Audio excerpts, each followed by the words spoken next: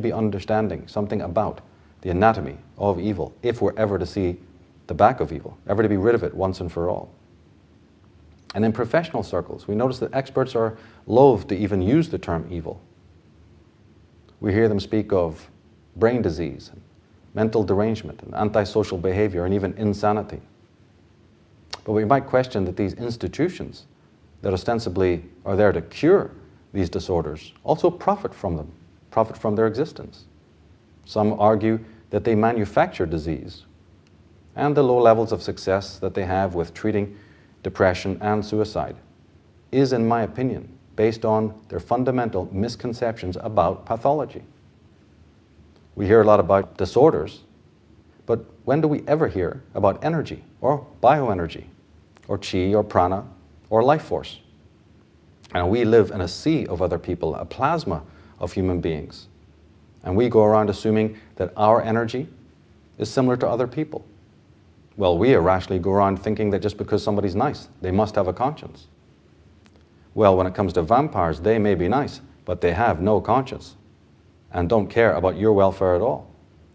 They're the chameleons, the human predators, the parasites, if you will, and they're very hard to detect. All manner of experts and psychiatrists have been duped by their facade. The information we present here will be a great help to you should you suffer at their hands. But even if you never encounter a full-blown vampiristic type, you may find yourself at some point in the company of neurotics, narcissists, and sociopaths. Again, this information that we provide now will be great help. Now, this research takes us to the heart of human psychology, to the heart of who we are. Ultimately, it's about how to stay sane in an unsane world. And with that said, let's step now into the world and the mind of the psychic vampire. Now, this is a program about violence, violence to other people and violence to oneself. And when we look through history, we see nothing but a catalogue of destruction and violence. We've had pogroms and witch hunts, crusades and bloody wars. We've had slave labor and gulags, death squads, satanic child abuse rings, and suicide bombers, not to mention the animal cruelty and the ecocide. And when it comes to self-destruction, we have colossal rates of suicide. Now, evil, if anything, has been increasing in the world. In Japan, for instance, which is strongly conformist socially, there's been an upsurge in brutality in the schools, a massive increase of 23% in 1985 alone. Of course, we're quite technical, we're scientifically advanced, rationally advanced, but psychologically and emotionally, it's quite a different thing. As Murray Stein, in his book entitled Young on Evil, writes, he says, one could argue that despite all the technical progress of the last several thousand years, moral progress has been absent, and that, if anything, evil is a greater problem in the 20th century than in most. In Prisoners of Hate, Aaron T. Beck, MD, writes, the violence of humans against humans appalls, but continues to take its toll today. The dazzling technological advances of our era are paralleled by a reversion to the savagery of the Dark Ages, unimaginable horrors of war and wanton annihilation of ethnic, religious, and political groups. We have succeeded in conquering many deadly diseases, yet we have witnessed the horrors of thousands of murdered people. Wherever we look, we see persecution, violence, and genocide. There seem to be no limits to the personal misery people inflict on one another. In his book, The Evil We Do, Carl Goldberg says, almost every day in some part of the country, a juvenile commits a murder. Some days, several take place. The United States Department of Justice in 1992 reported that the number of homicides in this country by youngsters, 18 years of age or younger, had increased 300% during the last 3 decades. The number of killings of a parent alone averages 300 a year. And of course, we know about the fascination with evil and the dark side. Just look at the media, just look at advertising, the horror films, the horror fiction, the comic strips and the games. the fascination with occultism and all brands of Satanism, and the morbid fascination with serial killers. Now, every act has a reason or a motive, and so it is with evil actions. We commit evil because it gives us pleasure, or it asserts our power, or we do so out of an irrational fear of being attacked, or because we're compulsively afraid of those we attack or kill. We might commit a destructive act because we see it as righteous. We only have to listen to the evangelists on television to note their thinly veiled hatred for anyone that doesn't believe as they believe. We may do evil acts because we have little choice, as in wartime, with gangs or syndicated crime. We may be caught up in mob frenzy. Evil acts may be customary. We can certainly see that in the history of certain tribes, like in New Guinea, for instance, that if you don't act in the customary way, you're considered abnormal, if you don't act in an evil or violent manner. We may have been conditioned to act in an evil manner. Or we could say that something indefinable causes us to act in a malicious or malignant way. And according to author Roy Baumeister, we act in an evil manner because of material gain, because of defense, because of idealism, and that includes patriotism or obedience to authority, or just for sadistic pleasure. Now, vampirism, as I define it, falls under categories 1, 2, and 4, but particularly under categories 2 and 4 of Baumeister's list. History reveals also that a vast majority of the malicious and malignant and evil and violent acts are done by what might be described as the little man, the nondescript, bureaucratic, sort of servile human being who often gets enjoyment from his heinous acts. In technical parlance, these kinds of individuals are known as constitutional psychological inferiors. I simply refer to them as morally inferior beings. Erich Fromm, in his Anatomy of Human Destructiveness, he says that there are thousands of Himmlers living among us.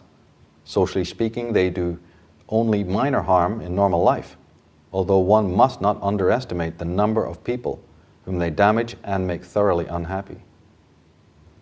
Why do we do evil? Well, as the great American philosopher said once, it's easier to harm others than it is to heal oneself. There's a great wisdom in that statement. Why do we act in an evil manner? Well, being human beings, we may have noted down through time that nature, fate, doesn't necessarily reciprocate our good actions. And that might lead an immoral man to say, well, what the hell? I can act in an immoral way and get away with it.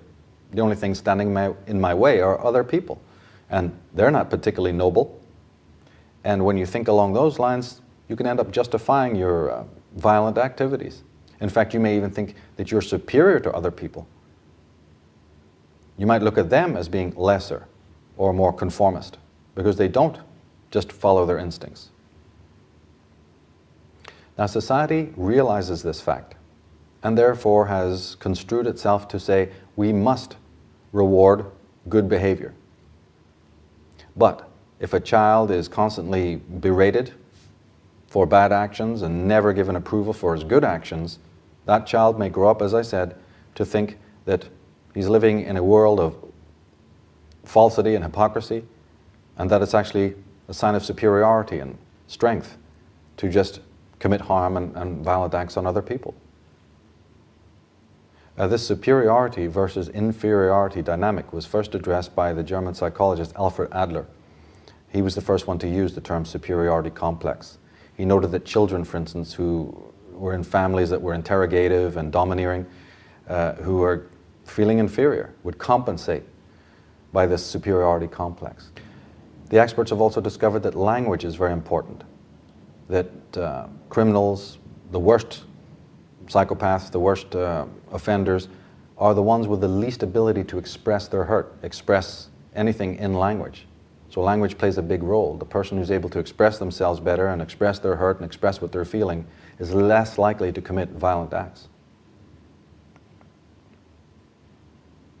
Now, Carl Goldberg goes on to say in his book, The Evil We Do, my clinical experience has shown that beneath the vicious persona of violent and destructive people is a great deal of inarticulate hurt, with the fear of still further emotional injury. I was fully aware from my clinical experience, he says, with clients who had committed serious violent acts, that a lack of regret for their behavior was bonded to their severe early psychological trauma. Exploration of their histories revealed that each of the offenders I treated became violent to inure against some great suffering. So this is a very important point. Suffering. It's going to come up a lot in this program. Suffering that is inherited from the parents or the family dynamic, and suffering just in general from being a human in the world. Psychologists like Goldberg point out very importantly that hurt and anger are twins. The person who's not able to express his hurt often expresses anger, and vice versa. The person who can name his feelings and give language to his hurt is again less likely to act out in anger. But of course we know that there's positive aspects of anger as well. Anger can be used as a defense against attack.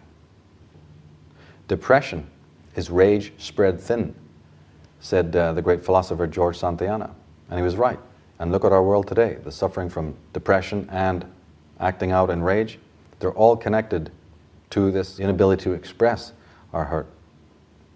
Also, another syndrome that occurs in this dynamic is freezing.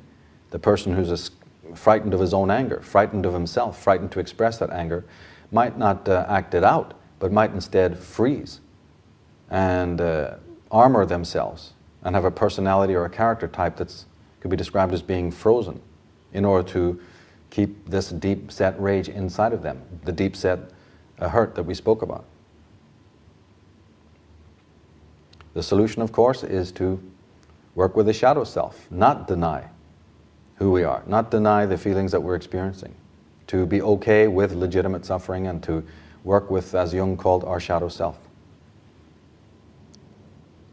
In his book, Emotional Resilience, David Viscott, speaking of this anesthetized hurt, says that at the heart of every addiction was an anesthetized hurt, seeking to be released.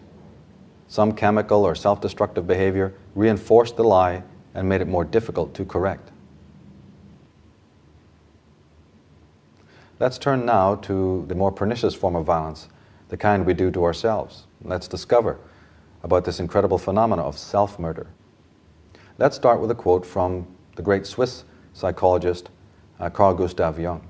Speaking on self-hate and violence to the self, he says that the man of today, who resembles more or less the collective ideal, has made his heart into a den of murderers, as can easily be proved by the analysis of his unconscious, even though he himself is not in the least disturbed by it.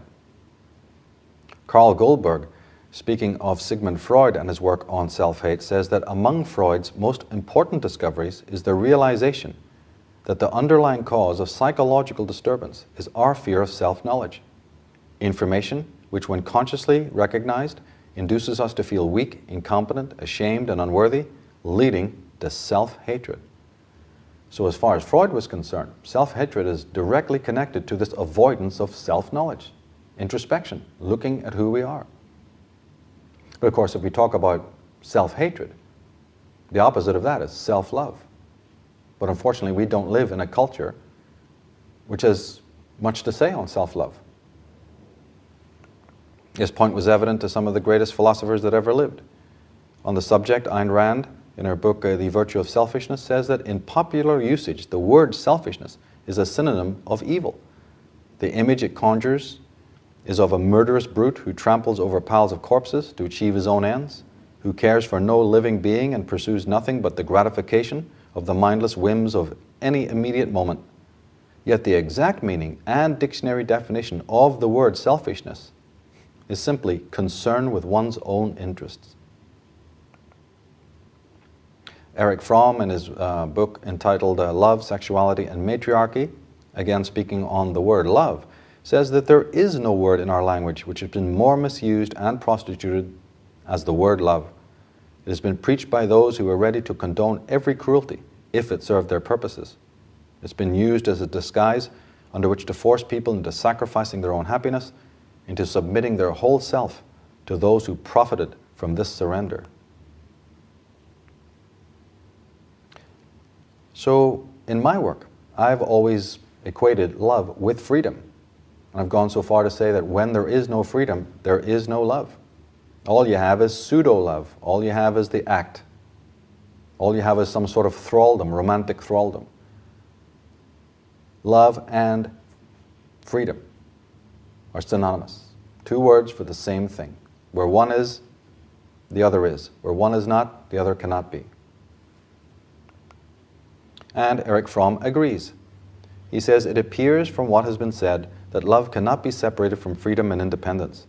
In contradiction to the symbiotic pseudo-love, the basic premise of love is freedom and equality. Its premise is the strength, independence, integrity of the self, which can stand alone and bear solitude. Now, the distinguished psychologist Arno Gruen, in his work entitled The Insanity of Normality, he says that evil has its roots in the perversion of human potential, in people without true selves. Karl Menninger, in his work entitled Man Against Himself, says the destructiveness of mankind appears to include a large amount of self-destructiveness, in paradoxical contradiction to the axiom that self-preservation is the first law of life. Now, if we go to the encyclopedias to look up self-harm or self-hate, we often find it defined as autophobia, and that means phobia against oneself. We read that self-harm in childhood is relatively rare, but the rate has been increasing since the 1980s. Self-harm is listed in the Diagnostic and Statistical Manual of Mental Disorders as a symptom of borderline personality disorder. However, patients with other diagnoses may also self-harm, including those with depression, anxiety disorders, substance abuse, eating disorders, post-traumatic stress disorders, schizophrenia, and several personality disorders. Self-harm is also apparent in high-functioning individuals who have no underlying clinical diagnosis. The motivation for self-harm vary, and it may be used to fulfill a number of different functions. These functions include self-harm being used as a coping mechanism which provides temporary relief of intense feelings such as anxiety, depression, stress, emotional numbness, and a sense of failure or self-loathing. Self-harm is often associated with a history of trauma and abuse, including emotional abuse, sexual abuse, drug dependence, eating disorders, or mental traits such as low self-esteem or perfectionism. Self-harm is most common in adolescence and young adulthood. Arno Gruen goes on to say, speaking specifically about the repression of our feelings, the repression of our hurt, it is not always easy to recognize in what situations and to what extent we are being cut off from our feelings, but such a phenomena constitutes murder. He goes on to say, we want to escape responsibility because we are deeply afraid of having a self of our own. It is not an abstract responsibility that we find threatening, but rather the responsibility to realize ourselves. And Erich Fromm, he says the majority of well-adapted individuals have lost their own self at an early age and replaced it completely by a social self offered to them by society. They have no neurotic conflicts because they themselves, and therefore the discrepancy between themselves and the outside world, have disappeared. In his book, The Four Agreements, Don Miguel says, in your whole life, nobody has ever abused you more than you have abused yourself. And the limit of your self-abuse is exactly the limit that you will tolerate from someone else. If someone else abuses you a little more than you abuse yourself, you will probably walk away from that person. But if someone abuses you a little less than you abuse yourself, you will probably stay in the relationship and tolerate it endlessly. Well, am I good or am I bad? Am I lovable or unlovable? Am I right or am I wrong? Will I be a failure or a success? Will people like me for who I am or will they not? We're constantly beating ourselves up. We're constantly in a state of self-sadism. And the great psychologists like Erich Fromm have asked why that is. Why do we do that? Why do we even repress and reject our own hurt feelings, key parts of ourselves. I mean, what causes that to happen? Might it not be better just to express it? But we don't do that, so why? Well, the answer is because, as Vernon Howard said, it's a lot easier to harm ourselves and harm other people than to heal ourselves and face ourselves and deal with ourselves as we actually are. It's actually easier to create a pseudo-self, to live in a state of pseudo-love, than it is to walk the Siddhartha road, face the shadow, develop meaning from within ourselves. We're waiting for the world to turn us on. But that's easy. Creating meaning for your life from within your own being, that is difficult for most people. And so we have this conflict. Now the Reichian psychologist Alexander Lowen, he gives his readers an example of what it means to be psychically dead. He does this by recounting a conversation he had with a patient. He says, "So I asked Eric what his feelings were." "Feelings?" he exclaimed. "I don't have any feelings. I don't know what you mean by feelings. I program my behavior so that it's effective in the world. My lack of feeling doesn't bother me. I get along perfectly well." The only answer I could make, says Lowen, was, "Well, dead men have no pain, and nothing bothers them.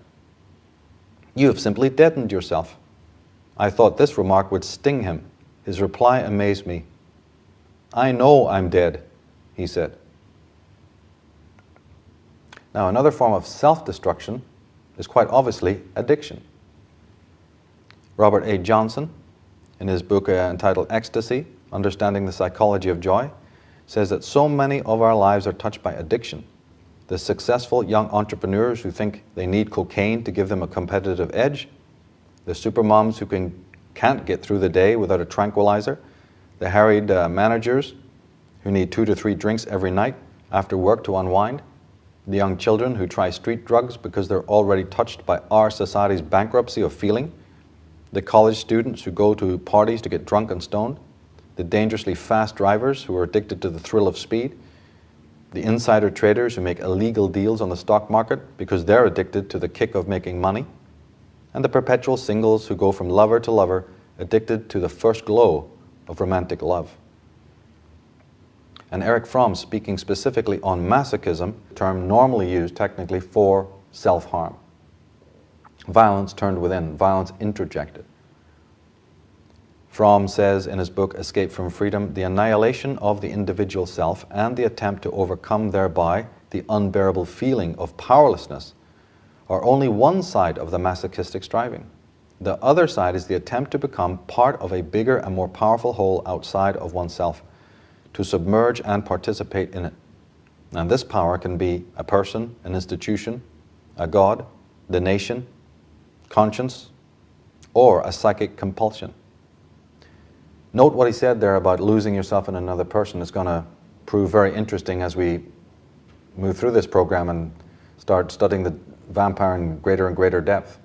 This ability to almost parasitically leech off another person and their energy. Keep that in mind.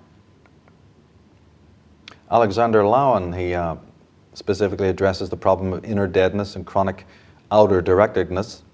He says that in many schizophrenic experiences, we find that the walls of a room play an important role. Hearing voices and seeing things at the walls is a common schizophrenic experience.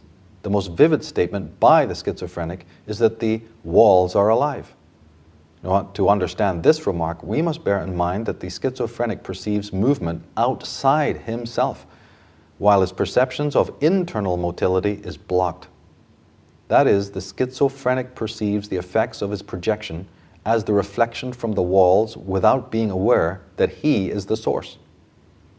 Lowen happens to believe that all schizophrenics are born from the womb of a cold, indifferent, unloving mother. Again, bear that in mind because we'll be looking at that concept of parenting a little bit later in this program. Arno Gruen, speaking on inner and outer direction, makes the point that the choice of which path we choose is really our own. He says the central issue in individual psychological growth is the choice between 2 basic developmental directions. Development toward the outer as opposed to the inner world. Development is directed towards the inner world if children receive the kind of love that enables them to experience helplessness without feeling all alone. If this is the case, helplessness will not be perceived as a total abandonment or condemnation, but as a state leading through pain and sorrow to new strength rather than to destruction. In his book Insanity of Normality, he says, the person who is inner-directed and creative has the advantage. For him, there is both the existence of the inner world and the outer world of objects and stimuli. But the outer-directed person who has abolished selfhood, there is only the objective flux with his own vagaries. His life is defined by his external world of other people and things. The kind of personality that is turned to perform in the external world has no inner life and few true feelings. They may simulate feelings, but these are rarely those which are deep, sincere, and transformative.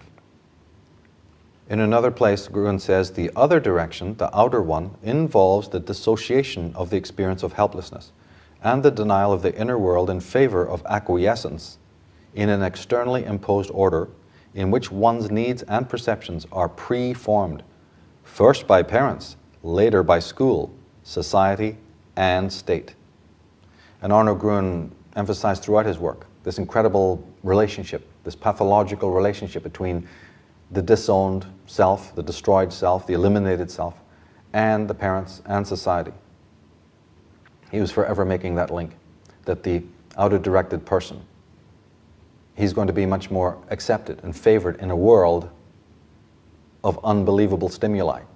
The world is custom-made for that. It welcomes the outer-directed person.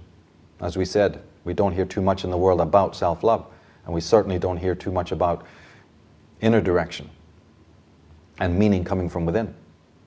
We're just sitting around waiting for the world to titillate us and turn us on.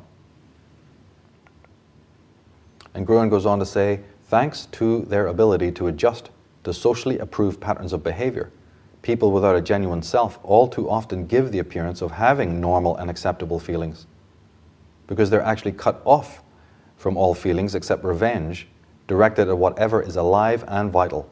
They seem to be free of fear, anxiety, and tension. Again, bear this in mind when we're talking later about the vampire specifically. That ability to be light and carefree and apparently very effervescent. That could pass as being quite holy and sacred if you're not looking too closely.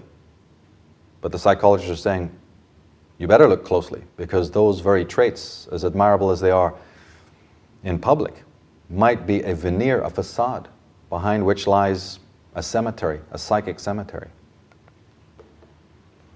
When we hear a good recording of a soprano singer, it seems like magic, but you can actually hear something about the room.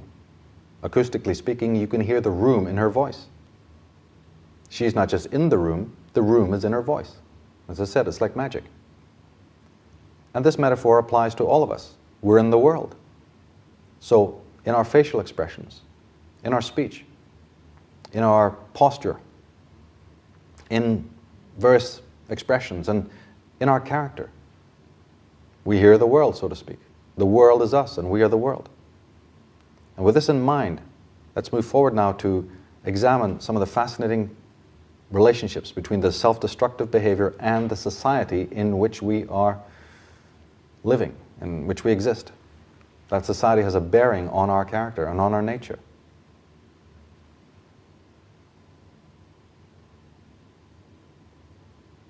Now, one of the major themes of this program is a look at how to live sanely in an unsane world. And of course, to do that, we have to look at the world with new eyes, perhaps, to uncover the subtle connections between society, that includes the parents, and the individual.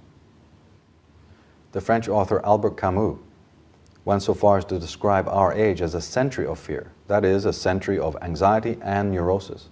And as we'll see later, when we deal with the so-called neurotic vampire, we find that anxiety is in fact the nucleus, the center of neurosis.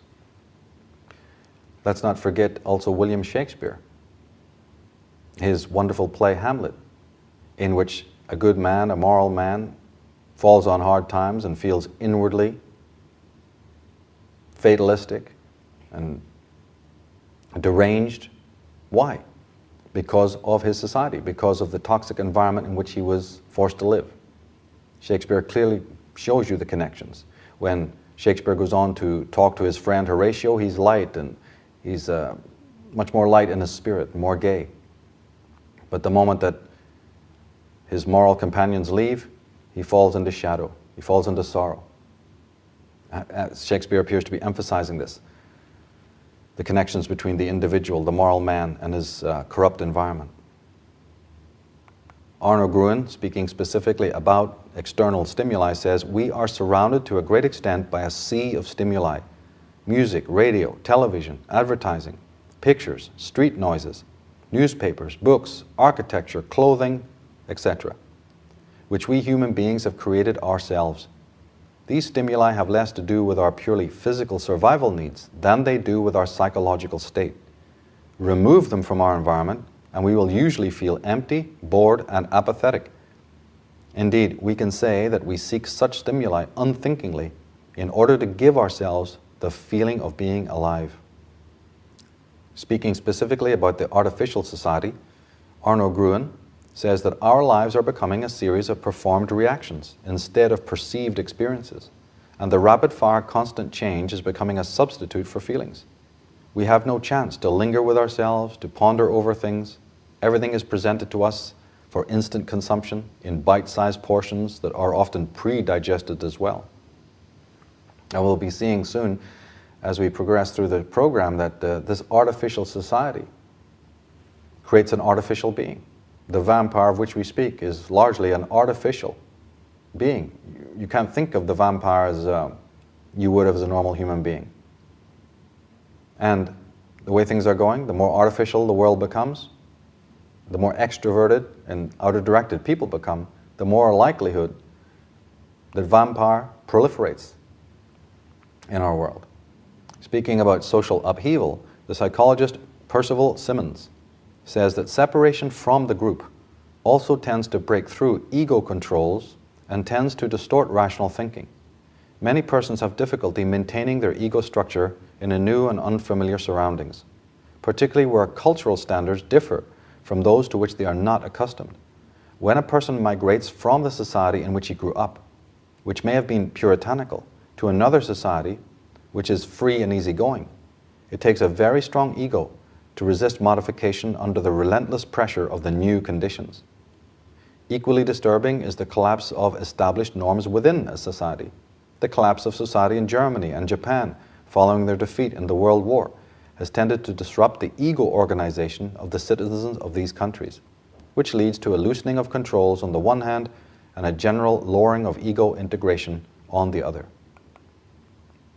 Michael E. Staub, in his book Madness is Civilization, writes, Harvard psychiatrist Robert Coles went so far as to speculate in 1967 that there would never be an end to mental illness due to advances in medical research, because mental illness was a social problem involving the family, the nursery, the neighborhood, the nation, and its economic and political condition. To treat the sickness of the individual, psychiatrists had first to concede the sickness in society. Speaking of the malignant society, Alexander Lowen refers to Freud and his pessimism regarding mankind's future. Lowen writes, if we follow Freud in his later theories, expressed in Beyond the Pleasure Principle and Civilization in its Discontents, we must assume that absolute emotional health is impossible under the conditions of civilized living. And Yolanda Jacobi, in her book, The Way of Individuation, writes on the dehumanization of conformity and submission that we find more and more in our modern world. She says, all too many people do not live their own lives, and generally they know next to nothing about their real natures. They make convulsive efforts to adapt, not to stand out in any way, to do exactly what the opinions, rules, regulations, and habits of the environment demand as being right. They are slaves of what people think and of what people do, etc. And J.A.C. Brown, in his Techniques of Persuasion, says, it is becoming increasingly evident that neurosis is a group malady in which the whole family, and beyond that society, is involved. And speaking of neurosis, success, and acclaim in the world, Brown says that because some neuroses makes people incompetent at work, we're liable to assume that those without a neurosis would be competent. Whereas the truth is that it is only the incompetent neurotic who is seen by the psychiatrists. And since neurosis is socially defined, we ignore the great bulk of brilliant people who are successful precisely because they are neurotic. Percival Simmons, in his fine book, The Ego and the Self, and speaking about the self in relation to other people, says that the concept of group consciousness and of group identification is necessary for the further development of the self. A child has to learn that he is a boy and different from a girl, that he is white and different from a Negro, that he is poor and different from those that are rich. In these perceptions of difference, the child is learning to identify himself with a group or groups, and these group identifications are intrinsic aspects of the development of the self. Percival Simmons goes on to say, recent discussions have emphasized that self-valuation is to a large extent socially determined. One values oneself in proportion to the values that are expressed towards the individual by the group. As an individual is praised by his group and is selected by it to be the leader or the representative, that individual feels himself enhanced and more confident. One values himself in terms of the group norms and group expectations. In a society in which aggression is the group norm, an individual who displays his aggression thereby enhances his self-esteem. But in a society where aggression is frowned upon, the aggressive individual finds that his self-esteem is lessened. Now, the part of our minds that embodies the social norms and the rules and the conventions is known technically as the superego. But the superego acts in very specific ways. The superego is the seat of ethics. It is the interjector of the demands of society and the parents. The superego has us striving for perfection. It is also the censor of our drives and instincts, those which are taboo to society. It's the cause of repression. It's the voice we hear in our heads of guilt and shame. The problem is, however, that the superego is key to all forms of pathology. It's key to their origin. It's key to their nature. Erich Fromm says the father's norms are internalized and become the superego. Percival Simmons says the superego, a product of introjection, represents the uncritical assimilation of the standards and expectations of parents and later of a wider society. The ego, on the other hand, should be thought of as the more critical assimilation of experiences with other people in the family and eventually in the wider society. Ego is based primarily on experience, on logical thinking, and on the development of control. Superego is based on the promises of reward and threats of punishment. Simmons says elsewhere, the child's interpretation of parental demands and prohibitions become magnified so that the superego demands are often more extreme and violent than the actual demands of the parents in reality. So even though the superego is the faculty within us that embodies the social norms and conventions and the prohibitions and permissiveness of our parents, when it comes to censoring and when it comes to judging and creating guilt and shame within us, that voice can actually be more stern, more oppressive than even the parents were, the actual original source. This has a bearing on where we're going in this program when we look at the origins of neurosis and anxiety and so on. And Percival Simmons goes on to say, the child's interpretation of parental demands and prohibitions becomes magnified so that the superego's demands are more extreme and violent than the actual demands of the parents in reality. The guilt and punishment which a child feels he deserves and fears for some minor infraction is frequently many times more intense and severe than that which his parents will administer.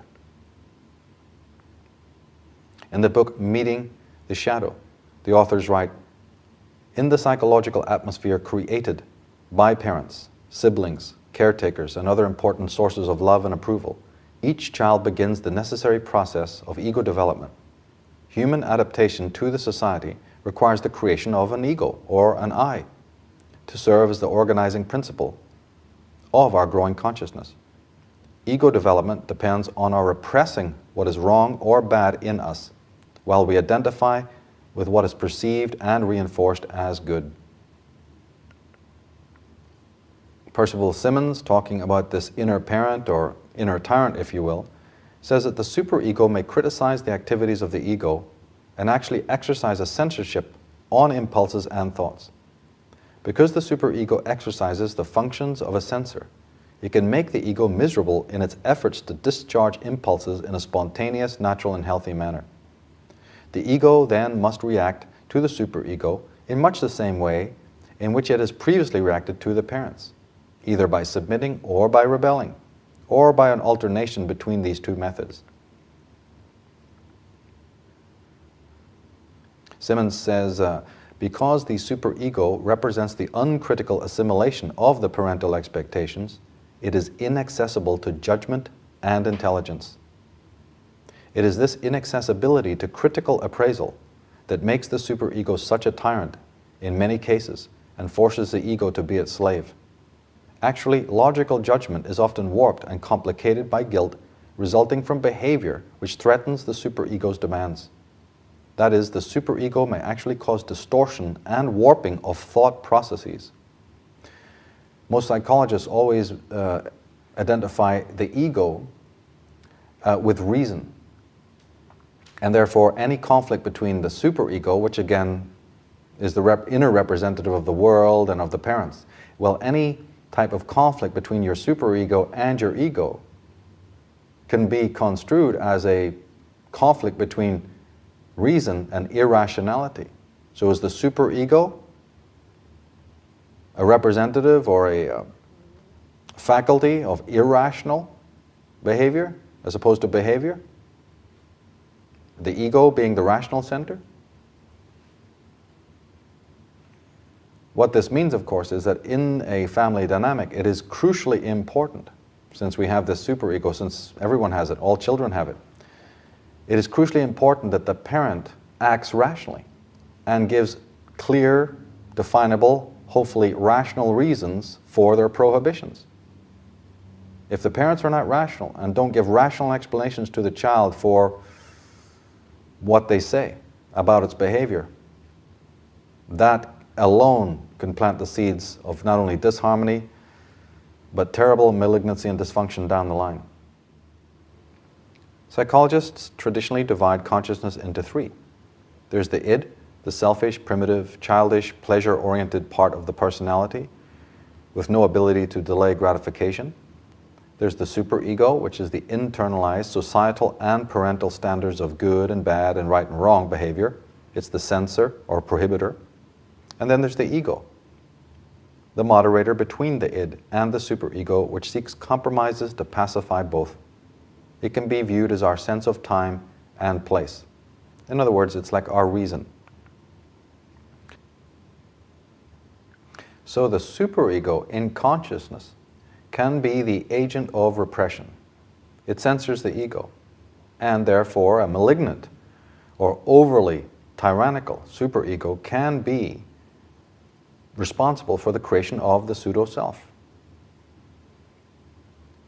Harville Hendricks divides this so-called pseudo-self into three categories. There's the lost self, those parts of your being that you had to suppress or repress because of the demands of society. There's the false self, which is the facade erected in order to fill the void created by this repression. And there's the disowned self, the negative parts of your false self that met with disapproval. And the disapproval, of course, is the disapproval from the parents and the peers and the friends and the society at large. Percival Simmons defines the job of the ego. The ego may repress its superego and become criminal.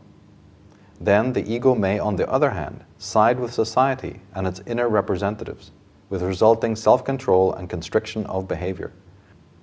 The most constructive relation, however, is that in which the ego mediates between the drives on the one hand and the superego on the other, and affects a satisfactory working relationship between these two forces. So we see that if you don't have a superego, then you have embodied no ethics or morals or rules or conventions. And that can basically make you a criminal in another way. But if the superego is too punitive, as we said, too malignant, then the violence is turned within. The criminality may not be towards society, but it will be towards your own self. Percival Simmons, speaking on the superego and its connection to masochism, says that masochism, the tendency to inflict pain on the self, is recognized as a sadistic drive of the superego against the ego, which corresponds to the punishment which might be administered by parents. Now that we've looked at society in general and how it affects the psyche and its dynamics, let's move more specifically to look at the role of parenting. And psychologists know all too well about these connections between infancy and parenting. The American psychologist John Medina said that if he meets a father who, before his child is even born, asks him, "How can I get my child into Harvard?" it's probably a red flag that things are not going to go too well. Roy F. Baumeister in Evil, Inside Human Cruelty and Violence writes, "The family is the first and most important source of identity and emotional support. It is a greenhouse where the child feels loved, cared for, accepted, and secure. The prerequisites for development of personal resources." And the experts know that bad behavior is ultimately learned behavior. Those children that were treated dysfunctionally by their parents almost inevitably go and become dysfunctional in their own future relationships. Percival Simmons, in his book The Ego and the Self, says that a child develops self-feeling also in part by taking on the role of other persons. As a child identifies himself with his parents and his brothers and sisters and attempts to copy them in his methods of eating, dressing, playing with toys and the like, he develops more definite feelings of himself.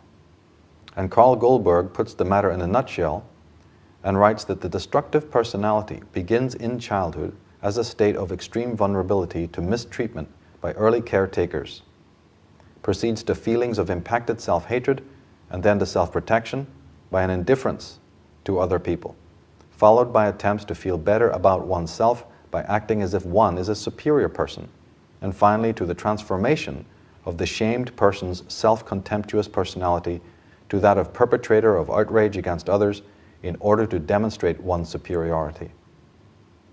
Karen Horney, in her work The Neurotic Personality of Our Time, says, "A child feels keenly whether love is genuine and cannot be fooled by any fake demonstrations. More frequently than not, in my experience," she says, "the essential lack of warmth is camouflaged, and the parents claim to have in mind the child's best interest." R.D. Laing says, "I've never known a schizophrenic who was loved."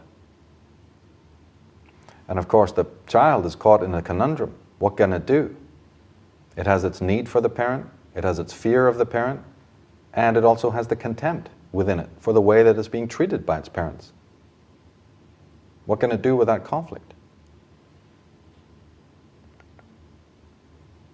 Now, Michael E. Staub, in Madness is Civilization, he says that in 1960, Ronald D. Laing concluded his first book, The Divided Self, a study of sanity and madness, with a case history of a psychotic.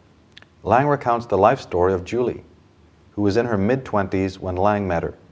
She had been institutionalized at the age of 17 when she was diagnosed with schizophrenia. Julie suffered from auditory hallucinations and delusions of persecution. She believed the world was coming to an end, and she believed she was not a real person and spoke an incomprehensible gibberish. Yet, a statement Julie repeated appeared to Laing to have special significance. Julie said to him that a child has been murdered.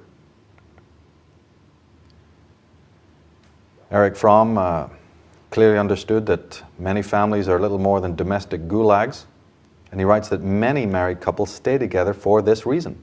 The marriage gives them the opportunity to experience hate, quarrels, sadism, and sublimation. People stay together, not in spite of their fights, but because of them. Masochistic behavior, the pleasure in suffering or submitting, has one of its roots in this need for excitement. Masochistic persons suffer from a difficulty of being able to initiate excitation and of reacting readily to normal stimuli. In John Medina's Brain Rules for Baby, we read, if marital hostility continues, the children are statistically more likely to display antisocial behavior and aggression when they enter school. These kids have more health problems, particularly with coughs and colds, and are at greater risk for pediatric depression and anxiety disorders. They don't complete high school as often as their peers and attain lower academic achievement when they do. Divorce is a convenient target. We observe that kids are still paying for it years later. Children from divorced households are 25% more likely to abuse drugs by the time they're 14. They're more likely to get pregnant out of wedlock. They are twice as likely to get divorced themselves. In school, they get worse grades than children in stable households. And they are much less likely to receive support for college. When marriages stay together, 88% of college-bound kids will receive consistent support for their college education. He goes on to say that 3-year-olds who were spanked more than twice a month were 50% more likely to be aggressive by age 5, and that capricious and dictatorial parents have the most unhappiest and socially inept kids. And when it comes to freedom and free will, I write that there is no such thing as free will as far as children are concerned. It's an illusion. Parents dominate the minds of their children completely. They push them to be aggressive and competitive and to think that they're better than everyone else around them, with little to no reason. What a child hears and believes is accepted on faith, not proof. If family members act as if their family is the greatest, the child does not question it. If he is told implicitly or explicitly that he is bad, inadequate, undeserving, stupid, or evil, he's bound to believe it by way of his identification with his parents. After a child enters school, he is subject to yet more instruction and domination. Freedom is just a word. It is hard to discover in the life of any young person. In fact, if a child is told to carry some burden or do something hard, the child will not only strive to do it to the best of his ability, but he'll beat himself up, act sadistically towards himself, get into all sorts of guilts and shames because he wasn't able to do whatever his irrational parents asked of him, wasn't able to fulfill their demands. The mystic Osho said that everybody is living in bondage because everybody who brought you up wanted to have power over you, to enjoy the mastery over you. And children are the most helpless people in the world, the most exploited class. It is not the proletariat who are the most exploited class. It is not the women who are the most exploited class. It is the children who are the most exploited class.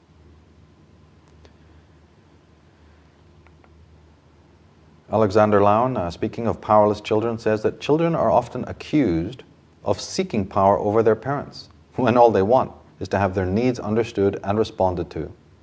Infants are totally dependent and can only appeal by crying. Children are also really powerless. It is the parents who are omnipotent with respect to children, for they literally hold the power of life or death over them. The parent's narcissism is projected onto the child. I'm special, therefore my child is special. I hope we can also see some of the inherent vampirism or the tendencies of vampirism that exist in these dynamics. Dysfunctional parents living with their children or living off their children. Alexander Lown, speaking of the powerlessness of children, says, if we drop the concept of infantile omnipotence, then we may seek the cause for grandiosity in the parent's relationship to the child, rather than in the child's relationship to the parents. A boy doesn't think of himself as a prince through any failure of normal development. If he believes himself to be a prince, it is because he is raised in that belief. How children see themselves often reflects how their parents saw and treated them. The great Thomas Szasz, speaking of self-hate, says, the parent is the paternal leader who is assigned by himself to remove the burden of survival from the shoulders of his children. The child, he says, cannot know that his image of his parents is false. He is weaker because of his inability. Later, he will be deeply ashamed of himself for having this image and for loving the unloving. The American psychologist Nathaniel Branden, in his work Taking Back the Disowned Self, writes about childhood submission. He says, "A child does not have a conceptual knowledge of his own needs, nor does he have sufficient knowledge to comprehend the behavior of his parents. But at times his fear and pain may be expressed as overwhelming and incapacitating. And so, in order to protect himself, in order to remain able to function, in order to survive, it may seem to him, he often feels, wordlessly and helplessly, that he must escape from his inner state, that contact with his emotions has become intolerable. And so, he denies his feelings. The fear and pain are not permitted to be experienced, expressed, and thus discharged. They are frozen into his body, barricaded behind walls of muscular and physiological tension, and a pattern of reaction is inaugurated that will tend to occur again and again when he is threatened by a feeling he does not wish to experience." So there we have it, the confirmation that you either act out in anger, but if you fear your own emotions, and if you fear the caregivers who act like tyrants towards you, one of the other reactions not only is self-denial, but this frozen personality type, this frozen character. Now, Erich Fromm, in Escape from Freedom, speaks about this introjected hostility. One of the earliest suppressions of feelings, he says, concerns hostility and dislike. The child starts by giving up the expression of his feelings and eventually gives up the feeling itself. He is taught to suppress the awareness of hostility and insincerity in others. It does not take long for the child to reach the maturity of the average adult and to lose the sense of discrimination between a decent person and a scoundrel. And so now you see why we're going into all of this. All of these dynamics, all of this child abuse, all of this malignancy in parenting and in society contributes to an erosion of reason, to an erosion of the child's intelligence. The intelligence is going to need later on when it needs to protect itself, when it walks out into the world and needs a rational understanding of what makes people tick. You take that away, you mess with the hardwiring of a child's mind, and that child now becomes vulnerable to every vampiristic creature that comes its way. It won't even know what to do should it even realize what's taking place. Who's it going to go to? Who's it going to trust? It has no even inner concept of boundaries or intuitive understanding.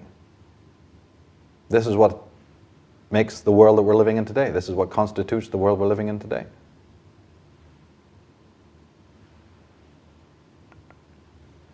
Arno Gruen says, the greater the degree of submission, the less likely the awareness of self-hatred.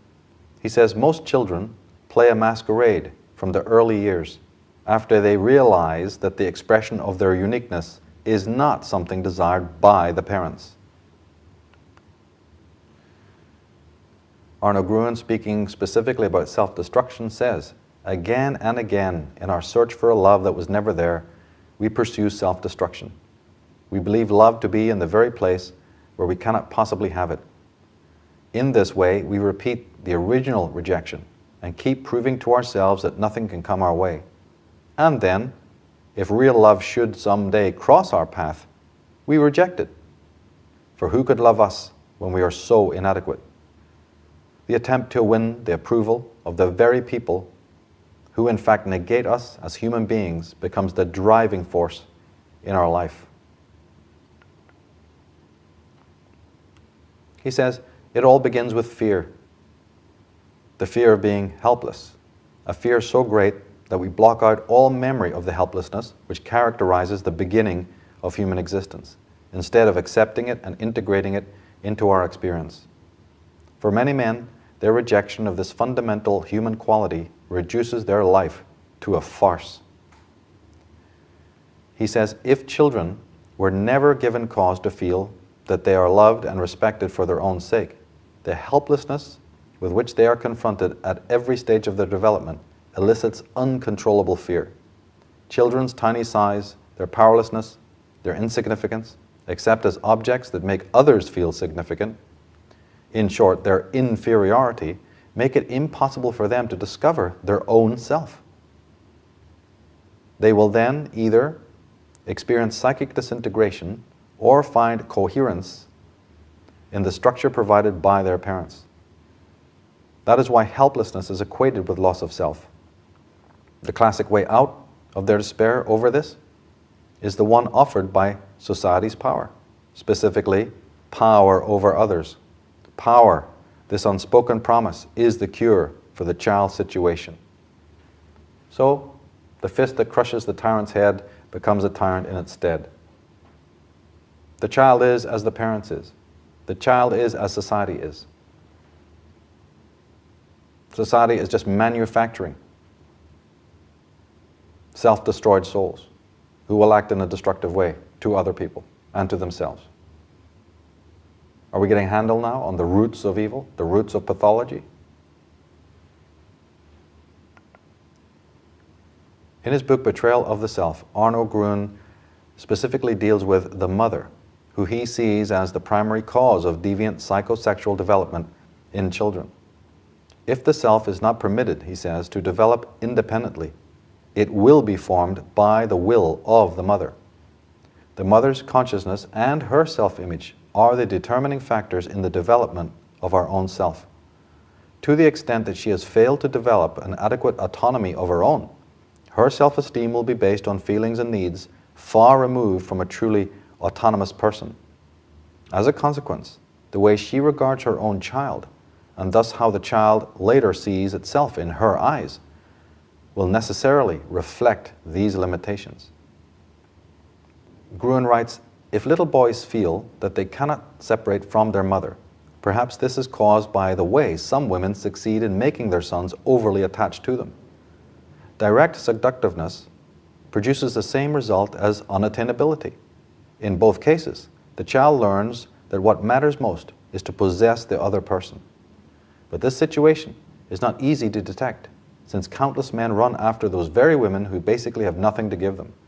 The pathology I'm referring to here is the great quest of love in those quarters where none is to be found. The woman who has nothing to offer becomes the object of our intense desire. The tacit assumption is that women who do not show love must be hiding it, withholding it. Women who want to give us love, on the other hand, they can't be worth anything. If they were, they would hide it as their most treasured possession. So we see that one pathology is born out of another pathology. It's just one big hideous inverted tree of pathology. Gruen says that the mother exercises greater power over her male child precisely because of his Oedipal desires towards her. She can use the child's erotic ardor to manipulate him, thus causing untold damage to his psyche. He says, what happens when the mother does not react appropriately? When she does not respond lovingly to the child's demands? This can mean only that the individual will be unable from the very outset to develop an integrated personality. The infant will be totally deprived of the possibility of learning anything about its own nature. Everything that could nurture one's own autonomy is despised. A relentless drive for success and achievement replaces the impetus towards autonomy. Erich Fromm talks about the malignant fixation on the mother. He says the warm, erotically and often sexually tinged tie to the mother is what Freud had in mind when he described the Oedipus complex. While this type of incestuous fixation is most frequent, there is another, much less frequent kind of incestuous fixation that has a very different quality and may be called malignant. It is the type of incestuous fixation that is related to necrophilia. In fact, it might be considered one of the earliest roots. I'm speaking of children in whom no effective bonds towards mother emerge to break through the shell of autistic self-sufficiency. Now, we are familiar with extreme forms of such self-sufficiency in the case of autistic children. These children never break out of the shell of their narcissism. They never experience the mother as a love object, but rather look at them as if they were inanimate objects, and they often show a particular interest in mechanical things. Now, J.C. Reingold, in his book The Fear of Being a Woman, speaks about the castrating mother, because he questions that the fear of castration that exists between the young son and the father But some psychologists like Reingold are questioning that.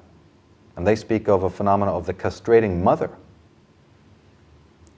He says that classical theory has it that the boy fears castration by father as punishment for his sexual interest in mother. This is not verified by my clinical experience. It is his mother whom he fears.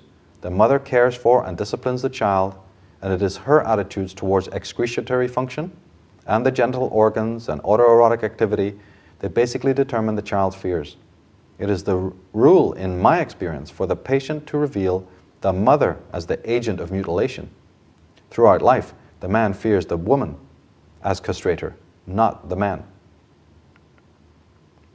He goes on to say, the withdrawing, self-absorbed mothers, the efficient but affectionless mothers, the cruel, persecuting mothers, the anxiously over-solicitous and overprotective mothers, the rigidly controlling, domineering and intrusive mothers, the seductive and castrating mothers, the puritanical and guilt-breeding mothers, the mothers who tyrannize by illness, more often feigned than real, the martyred and dolorous mothers, the schizophrenogenic mothers, the suicide-fostering mothers, the mothers who do not release a child from symbiosis, the mothers who exploit a child to satisfy their own conscious and unconscious needs, who scapegoat it or drive it into delinquency, the mothers who vacillate between hostility and remorse.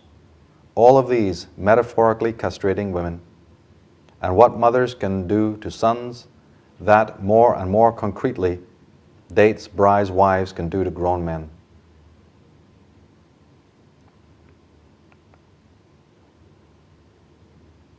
Arno Gruen goes on to speak about the consequences to all this aberration and deviancy.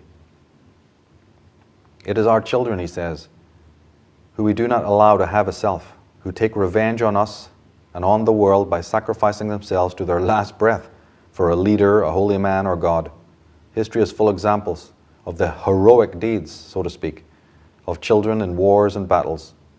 Even today they run through minefields and die for higher causes because they do not have a self. And children know exactly, he says, when their parents are taking advantage of their helplessness and protracting it in order to prop up their own feelings of self-worth. Well, the point he's making is that, look, if you don't live for yourself, you have to live for someone else or something else. Makes perfect sense. Gruen goes on to say, the rage that is aroused because their autonomy has been destroyed becomes a destructive drive in its own right and stimulates their desire for power. If nothing happens to relieve their situation, if they're not treated humanely, for example, children soon learn that pain itself is an effective means of gaining power over others.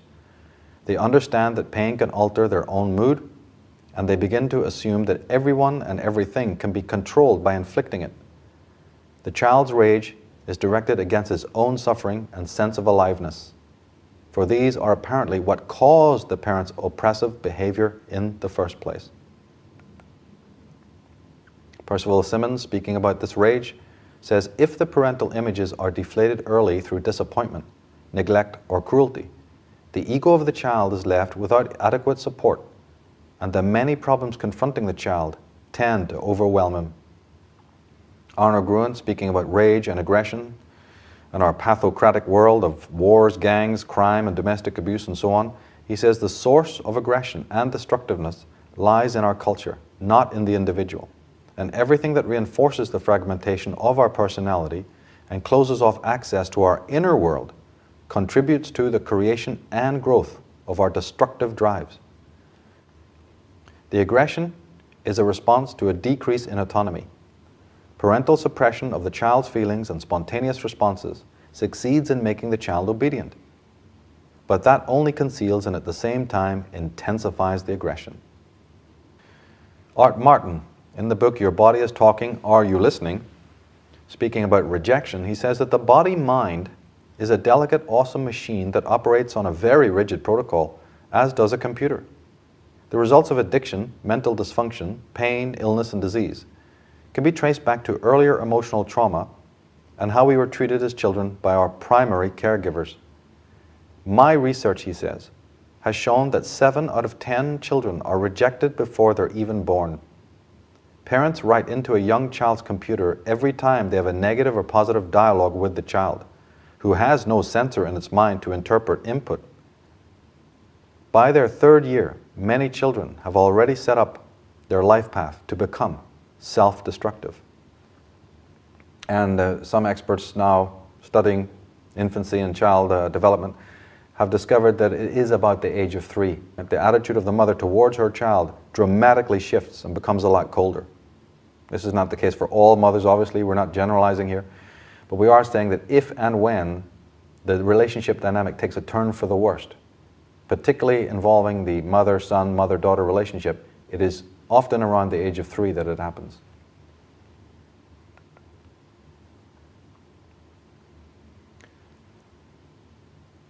Now, in my other works, I've spoken about some of these psychological dynamics, and one in particular. I refer to it as the identification with the object of our hate, given that we now have animosity, antipathy, and hatred, and now that we have this inner conflict. Instead of dealing with it in a healthy way, we often identify with the very people and their power, the very people who caused us to be in this state of deremption and inner chaos.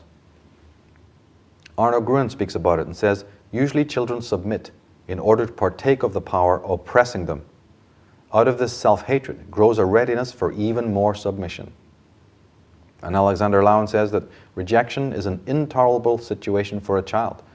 In itself, the frustrated longing for love is extremely painful, but the consequent sense of being unlovable and the conclusion that it must be due to some fault or failure in oneself is devastating. The child sees no way out of this impossible position than to accept the offer of specialness and intimacy. Acceptance amounts to almost total identification with the rejecting parent.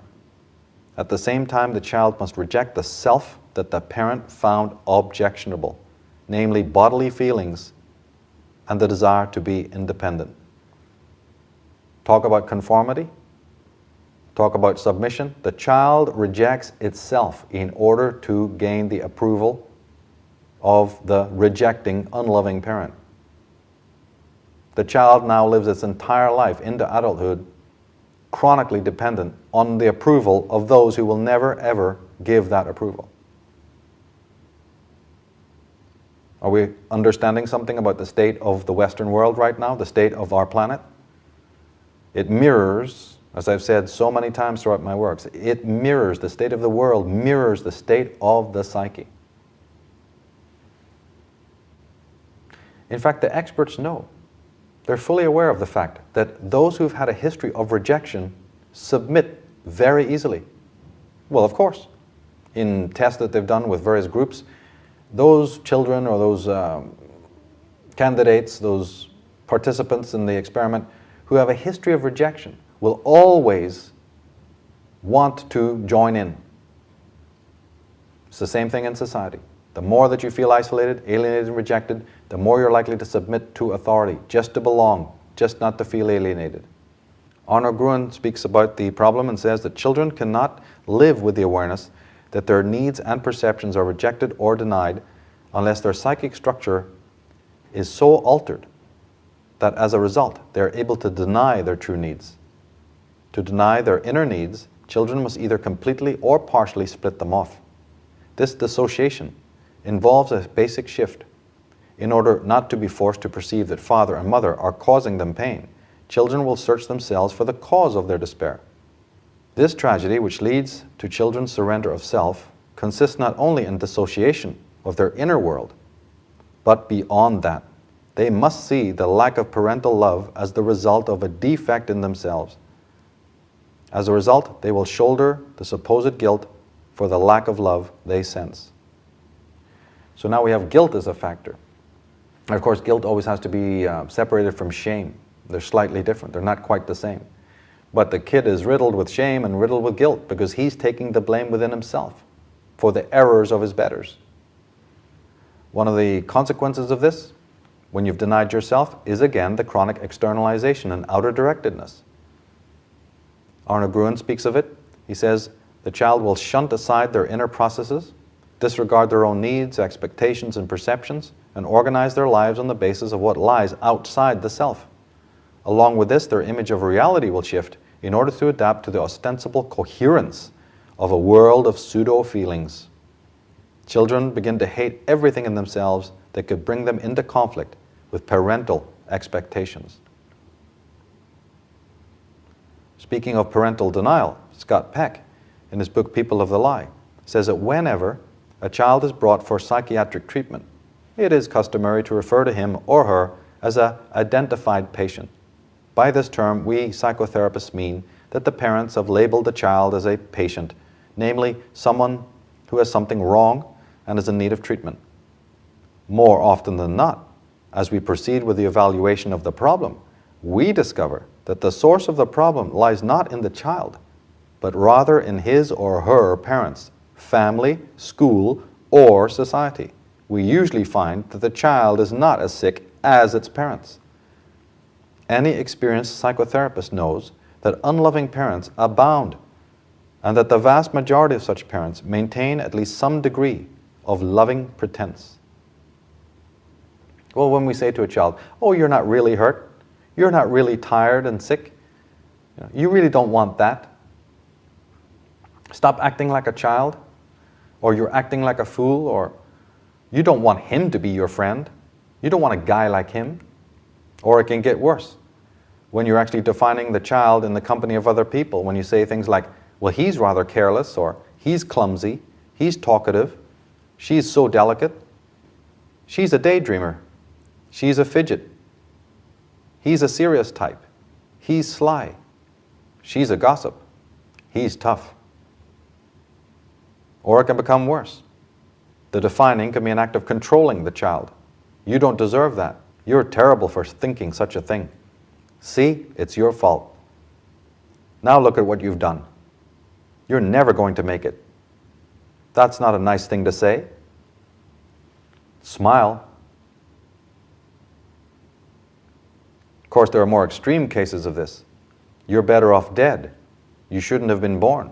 No one likes you. No one cares about you. The world is against you. You'll never make it. You'll never amount to anything. You're weird. You should be a real man or woman.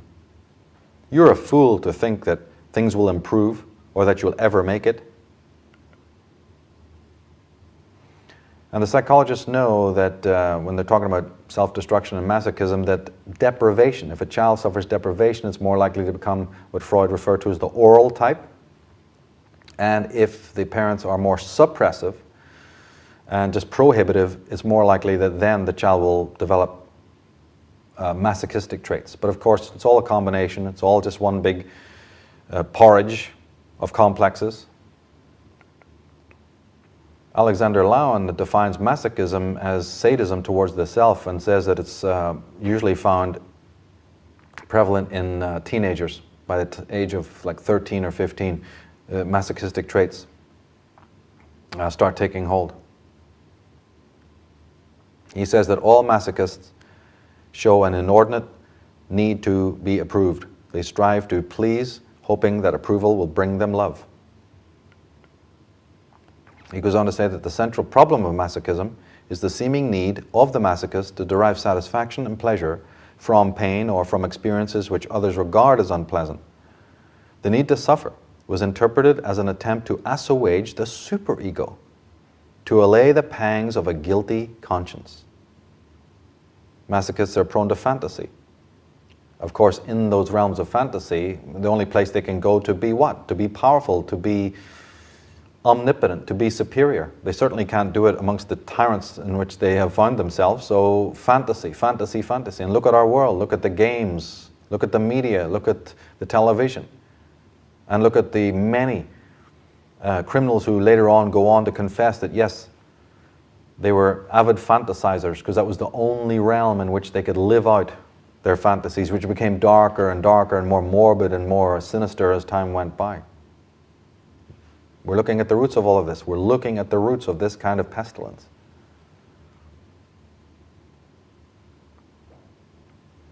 Most importantly, again, to be emphasized again, the role of the superego. Lowen and these other psychologists, these other experts who've looked so deeply into the human psyche are saying again and again and again that the narcissist, the masochist, the neurotic, and as we'll find out later on, the vampire, they all have a very strong superego. But it's now been noted that superego, remember, that embodiment of all the rules and regulations of society, is not necessarily the same thing as conscience. It's not necessarily the same thing as one's soul.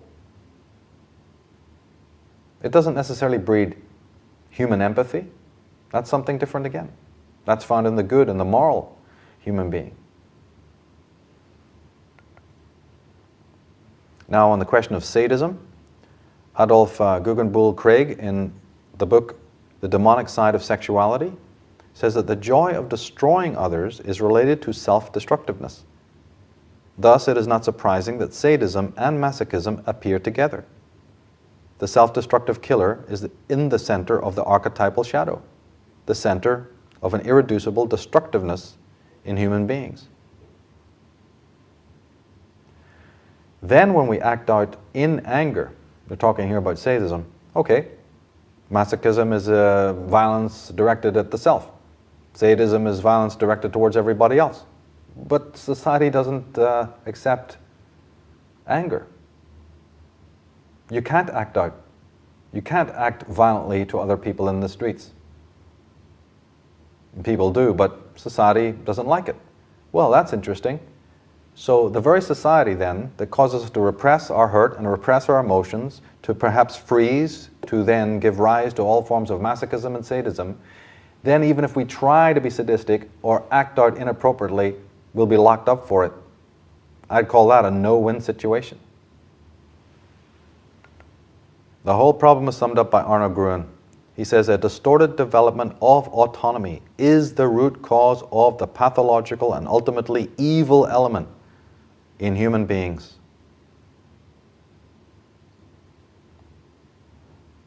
Now that we've examined the two kinds of violence and the role of society and parents, we can take a step forward to dig more deeply into the etiology or the history of vampiristic behavior.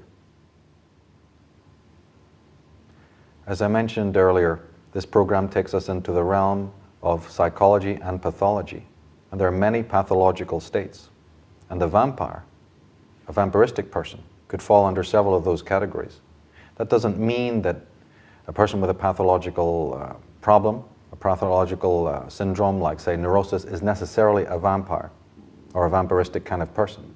But it does mean that if you ever encounter or observe a vampiristic person, it's more than likely that they will have or show aspects that psychologists are familiar with, aspects of these other pathological states. As I said, there's a long list of these pathological states, but in the length of our program, we have time only to visit and analyze or study 3 of them, 3 very important ones. We'll be studying the neurotic vampire, the narcissistic vampire, and the sociopathic or psychopathic vampire. Let's start with the neurotic vampire. Now, many people suffer from psychiatric maladies. Carl Goldberg says that a study of representative sample of 8,098 Americans found that 48% suffered from at least one psychiatric problem during their lifetime. And of course, these pathological states, there's a whole spectrum of them. They can be benign, like histrionic personality disorder, to the more extreme ones of sadistic personality disorder, and of course, vampirism. When it comes to neurosis, we find that it's on the increase. Alexander Lowen, in his book Narcissism, says, I have seen a marked change in the personality problems of the people consulting me. The neuroses of earlier times, represented by the incapacitating guilts, anxieties, phobias, or obsessions, are not commonly seen today. Instead, I see more people who complain of depression. They describe a lack of feeling and inner emptiness, a deep sense of frustration and unfulfillment. This absence of feeling gives one the impression of unreality about these people. Their performance, socially, sexually, and in the work world, seems too efficient, too mechanical, too perfect to be human. They function more like machines than people. In fact, the term neurosis is rarely used. Since about the 1980s, psychologists and psychiatrists and clinicians prefer to speak of a neurotic personality trait. Pathological states of consciousness, irrational states of consciousness, include neurosis, psychosis, schizophrenia, multiple personality disorder, manic depressiveness, obsessive compulsive, paranoid, the sociopathic or antisocial type. There's narcissism, sadism, there's dependent personality disorder, depersonalization, derealization, dissociation, fanaticism, phobia, aggression, and of course, let's never forget the passive aggression. But psychologists like Erich Fromm are really aware that these so-called disorders are basically surface disorders. They themselves have a deeper etiology, a deeper and earlier cause. They overlie something even more profound, even more deeply seated in the psyche. Fromm says that most of the symptoms that are given by mainstream psychologists and psychiatrists for people are themselves but side effects of deeper psychic issues. So when we hear terms like depression or split personality or obsessive compulsive, etc., we think that this explains something when it only partially diagnoses the situation. A greater existential condition exists below these comfortably vague technical phrases. And one of those deeper causes, I think it was mentioned briefly earlier, is the whole question of suffering, the avoidance of suffering. We don't want to look at it. We don't want to acknowledge or give language to the hurts and the sufferings that we've experienced. We're against what Jung called legitimate suffering and loath to examine the whole question of what we've lost in order to become ourselves. I mean, it's obvious, isn't it, that we've all experienced more failures and setbacks in life than we have had successes. Well, that's just the way it is. Instead of having a problem with that, accept it. Be okay with it. Look at the fact that you have had successes and look at those other setbacks as challenges. That's the more healthy attitude to take. But when it comes to the actual origin of these so-called disorders, we've already seen that they grow out of a chronic need for approval as well as the avoidance of self-knowledge. They arise from our misuse of free will, because some have argued that free will only applies to whether we choose to be ourselves or not. And that's worth repeating again. That's right, many philosophers, many psychologists have said, look, the only free will you really have is the free will to decide whether you're going to be yourself or not. As Michel Foucault and so many other great thinkers understood, maybe all other kinds of freedom, political and social and what have you, that's just phraseology, that's just rhetoric. When you really closely examine these concepts, you don't find much back of them. But what you decide in your own mind, that's an act of free will. So if there is any free will, it's the free will to be yourself or not, as the case may be. And Scott Peck is aware of this dynamic of how much we've lost in order to be the people we are today. In his book, The Road Less Traveled, he lists some of these transitions or rites of passage. He says we have to, in life, outgrow our state of infancy, our fantasy of omnipotence, our desire for total dominion and possession over others. We have to outgrow our dependencies, our false ideas about our parents, our fantasy of immortality. Later in life, we have to give up our authority over our children or the power that we've received. Towards the end of our lives, we have to give up our physical health and physical agility. And then finally, we all have to give up life itself. I've often emphasized in my work also that any kind of disorders, all these pathological disorders that we're discussing here are ultimately, or they ultimately boil down to a way of seeing. You can see life in a godly way, you can see life in a devilish or demonic way. It all boils down to a way of seeing. And if it is accepted that it's a way of seeing, then we have total choice over that way of seeing. If we can be dependent, we can be independent. We don't necessarily need a man in a white coat to adjust us or fix us so that we make the change. We can do it ourselves. If we're one way, it implies that we can, by way of choice and correct exercise of free will, be another way. And Frank Bruno addresses this concept of way of seeing in his book, It's Okay to be Neurotic. He says that the cognitive viewpoint asserts that neurosis is due to thinking incorrectly about the world, including the social world of other people. One of the principal founding figures associated with this viewpoint, Albert Ellis, states that irrational ideas induce adverse emotional states. So irrational ideas, irrational ways of seeing. We've got to look into why we have those irrational ideas. We've got to question whether we see reality as it really is, or do we have ideas about reality? Art Martin, he says, there is no disease, illness, or dysfunctional behavior that just comes in and affects us by happenstance. Your mind controls every action you take and every situation that happens to you. S. H. Folks, in the book Psychotherapy, says, the original neurotic manifestation in the childhood situation is but a symptom of a total constellation, a family neurosis, so to speak. The acute neurotic breakdown in the adult is a product of interactional processes in which a number of people are actively involved. He's basically saying there that neurosis isn't organic, it's environmental. Its roots are in the domestic situation and in the relationship between the self and the world at large. Arno Gruen lets us know that if we have a false self, we'll probably experience false love. He says a man fights for a self that is not a true self. It's only a shell, dependent on abstractions that do not serve life itself, but rather its concealment. The great misfortune is that disregarding what our heart tells us, we live according to the ideology of a mutilated self, going along with pre-programmed kinds of love that are not love at all. In addition, there are people who play, as it were, a game within a game of being loved. They are the truly evil ones. They hide their actions behind the lie of being loving, and in so doing, manage to get by.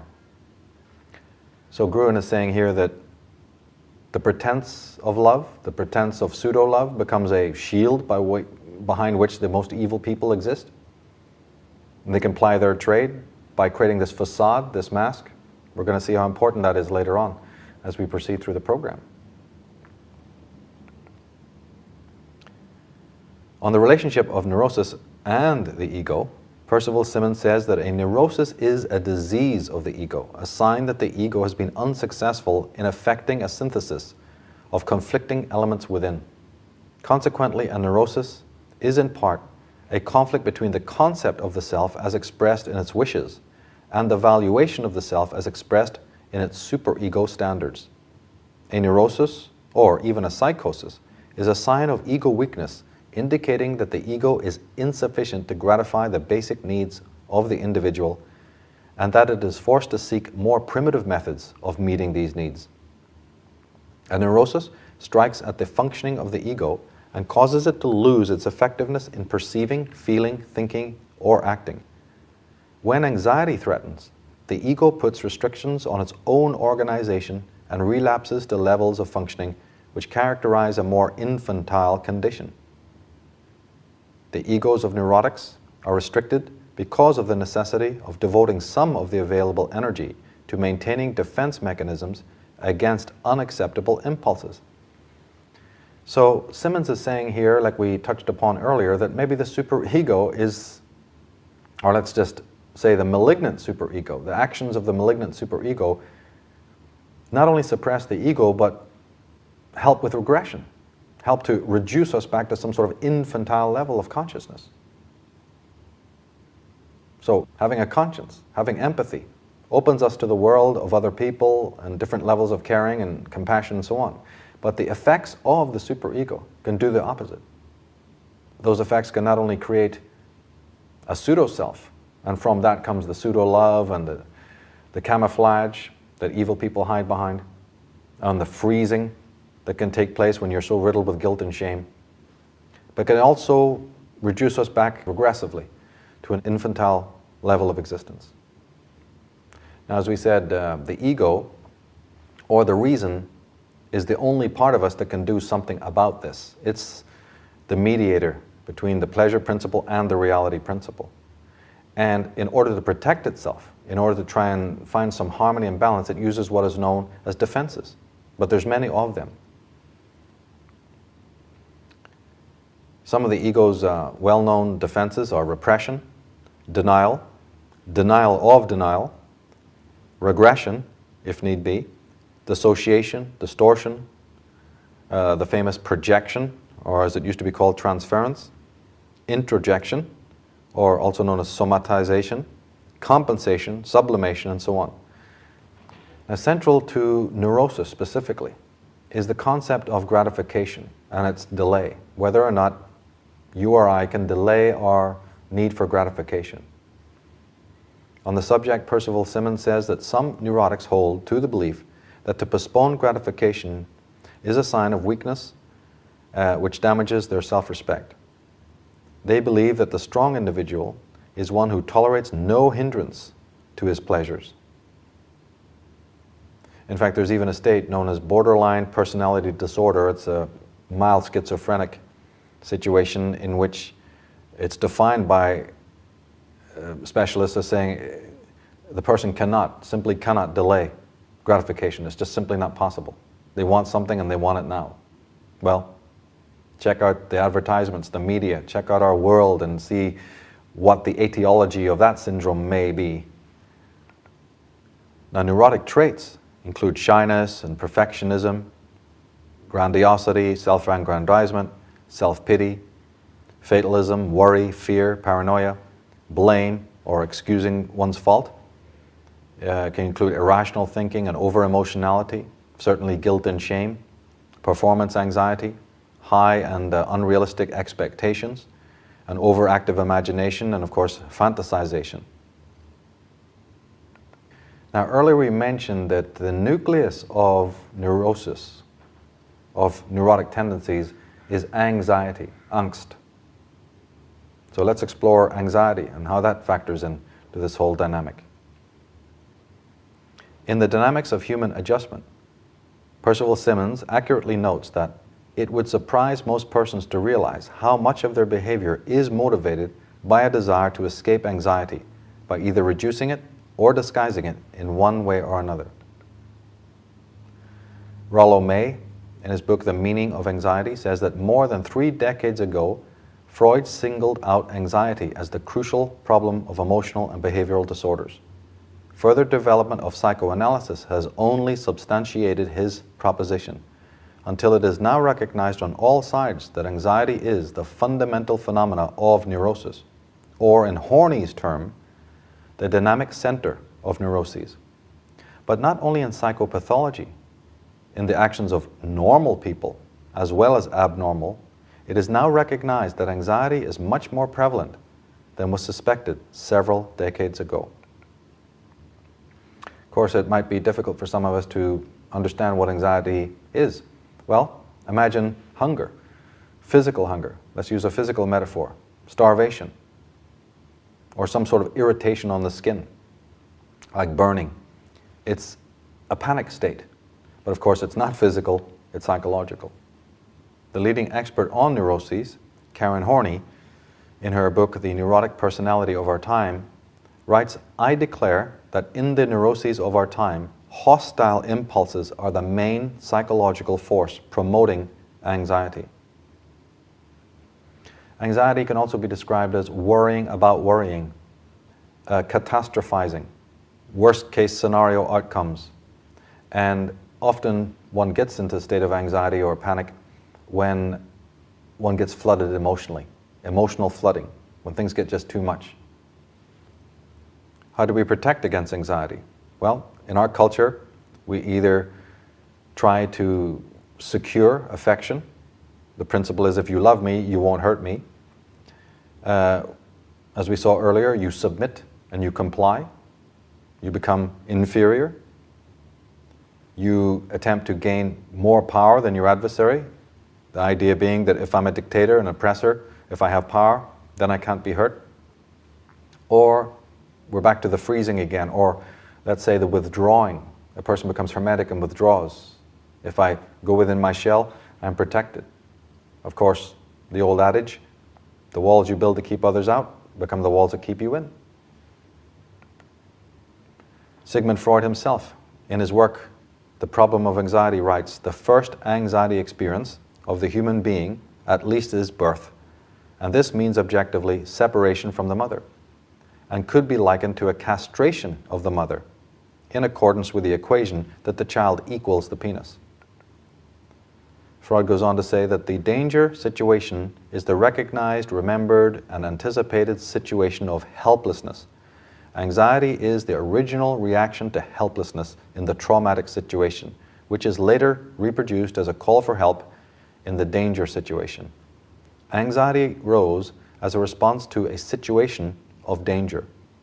It will be regularly reproduced thenceforth whenever such situation reoccurs. Freud made a point to say that this kind of anxiety, this kind of fear, is more a phenomena of the ego, and obviously the superego, but specifically the ego, not the id. The id is identical with the pleasure principle. So the anxiety is, its origin is the ego.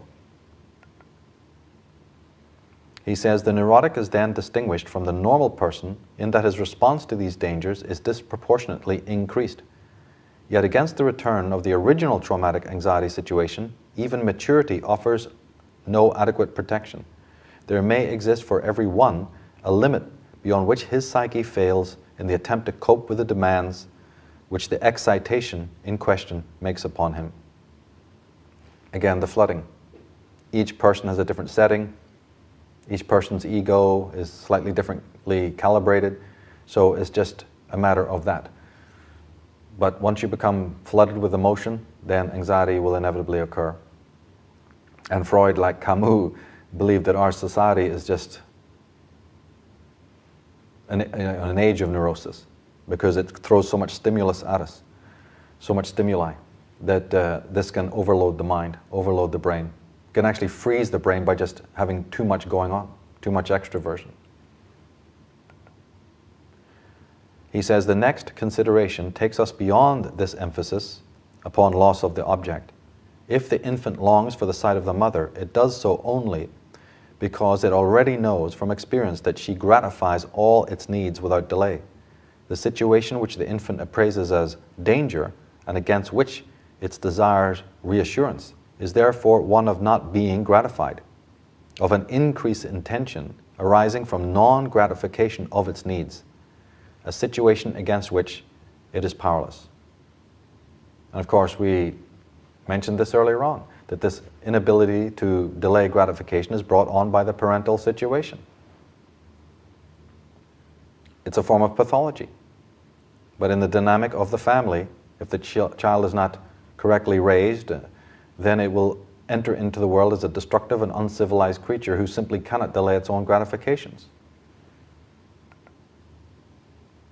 Freud goes on to say the initial cause of anxiety, which the ego itself introduces, is therefore loss of perception of the object, which becomes equated with loss of the object. Loss of love does not yet enter into the situation. Later on, experience teaches that the object may continue to be present, but may have become angry with the child. And now loss of love on the part of the object becomes a new and far more enduring danger, an occasion for anxiety. The mixed messages. The child just simply can't work out whether it's wanted or it's not wanted, whether it's truly loved or it's hypocritically loved. And it just goes round and round forever in the psyche of the child. The division begins. The inner war begins between the heart and the mind, the superego and the ego, the superego and the conscience, the self and the world. Now, Dan P. McAdams, in his book, The Person, An Introduction to Personality Psychology, says that anxiety begins to form in the relationship between the infant and the mother, when the infant senses the mother's anxiety. Well, isn't that something? We've been talking along about the child's anxiety. Now we find out it's a dumpster for the anxiety of the mother and the parents and the neighbors and whoever else. That's a good one. But you're going to see how important that statement becomes as we proceed. On the concept of flooding, Percival Simmons says that anxiety is very much an affair of the ego. It is something the ego must learn to manage in some way, either by tolerating it in small quantities or by warding it off. When anxiety becomes overwhelming, the reactions become diffuse and disorganized. Disintegration in itself is frightening, and the very process of disorganization adds to the anxiety. Now, anxiety is very much connected to self-image, what is often called self-schema by the psychologists. The psychologist Ernst Hilgard, speaking of this self-image or vision of oneself or self-schema, says, if one wants to understand a person's defenses against guilt, we must know something of his images of himself. When we look up the term self-schema online or in an encyclopedia, we read that the term self-schema refers to the beliefs and ideas people have about themselves. These beliefs are used to guide and organize information processing, especially when the information is significant to the self. Self-schemas are important to a person's overall self-concept. A person's self-image is the mental picture, generally of a kind that is quite resistant to change, that depicts not only details that are potentially available to objective investigations by others, such as height, weight, hair color, gender, IQ score, and so on, but also items that have been learned by that person about himself or herself, either from personal experiences or by internalizing the judgments of others.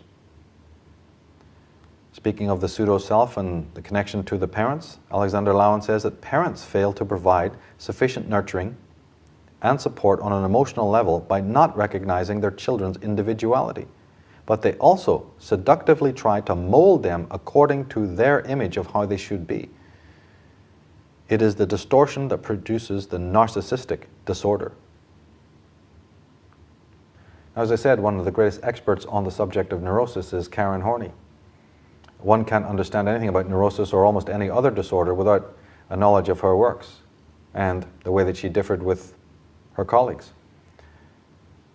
It's my belief that her greatest discovery, her greatest insights had to do with the pseudo-self, which she refers to as the idealized image, and then later that develops into an idealized self. It's basically a counterfeit self. Horney says, most of all, the individual, alienated from himself, needs, it would be absurd to say a substitute for his real self, because there is no such thing. But he needs something that will give him a hold, a feeling of identity. This could make him meaningful to himself, give him a feeling of power and significance.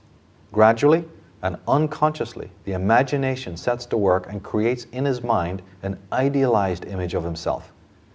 In this process, he endows himself with unlimited powers and with exalted faculties. He becomes a hero, a genius, a supreme lover, a saint, a god.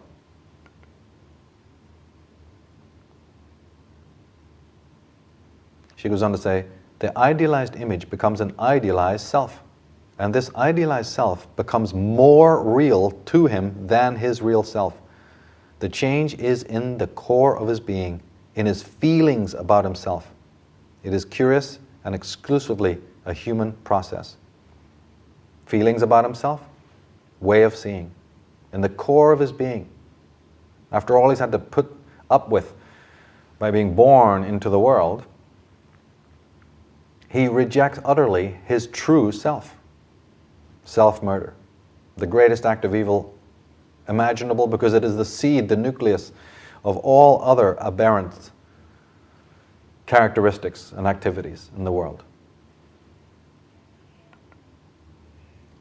Horney says, the process of enhancing and maintaining the idealized self parallels the process of enhancing and developing the authentic self. So we might want to think of it as some sort of mirror image, some hideous, distorted Jekyll and Hyde distortion. The energy that you're now giving to this pseudo-self is in some hideous parallel to what in some other universe, in some parallel Star Trek universe, you would have been doing with your real self. That's laid to rest into the grave, and the pseudo-self is born. I've often said in my other work that the ego is quite literally the ghost that arose from the grave of the self. Horney says that neurotics with an idealized self dislike doubting themselves. They prefer to blame others. So much energy goes into producing and maintaining the pseudo-self, as well as in attaining goals, that self-doubt is considered a great threat. In this way, the neurotic positions himself against reality. He becomes inflated, arrogant, opinionated, self-aggrandizing, presumptuous, hostile, outer-directed, embittered, uncompromising, and vindictive. She says, having an idealized self, the neurotic is free to imagine a love beyond all other love. He fantasizes that there is a divine love that will be all good and all healing. Under such an image, other lesser loves can be seen as inferior. The root of this lies in the neurotic's belief of his own unlovableness. Since he has no self to love, and since he believes that no one will love him truly for himself, well, he's free to imagine an unrealistically sublime kind of love that is quite unreachable. In actuality, the love that appeals to the neurotic is that which simply meets his neurotic needs, those of his idealized self. Since these needs are often contradictory, they can never be sufficiently or permanently met by the love of another, let alone by another neurotic. You have a pseudo sense of self. As I said, you have a pseudo kind of love. And the neurotic's biggest problem in the world, the thing that really is one of the things contributing to the difficulty that he has, is that the world happens to be chock full of other neurotics in the same predicament. In fact, most neurotics and others with pathological disorders, but specifically the neurotic, their biggest problem is how to adjust to the world. It's not about finding the self and lamenting what's going on inside their heads. Their biggest peeve is their effectiveness in the world. Karen Horney goes on to say, surveying self-hate and its ravaging force, we cannot help but see in it the great tragedy, perhaps the greatest tragedy of the human mind. Man, in reaching out for the infinite and absolute, also starts destroying himself. When he makes a pact with the devil, who promises him glory, he has to go to hell, to the hell within himself. That's right, the neurotic's in a state of inner chaos, inner war. And we, in meeting that kind of person, are caught up in it. If we endorse that person's idealized image, we're friends, we're good to go. But if we, for any number of reasons, influence that person differently or try to speak to that person's higher self, or treat them as a self, treat them in a human way, that relationship may break up, dissolve. This is the predicament.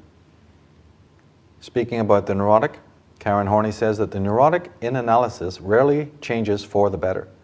He merely adopts a new set of shoulds. The neurotic situation therefore remains the same as it was. Forget about the disgraceful creature you actually are. This is how you should be. And to be this idealized self is all that matters. So it's the counterfeit self that's coming for psychotherapy.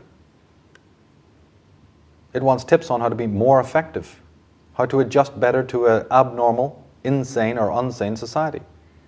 So you might as well go and have a makeover. Go down to the local spa and have a makeover. That's exactly what the neurotic is doing. It's just renovation. It's got nothing to do with seeking for the truth.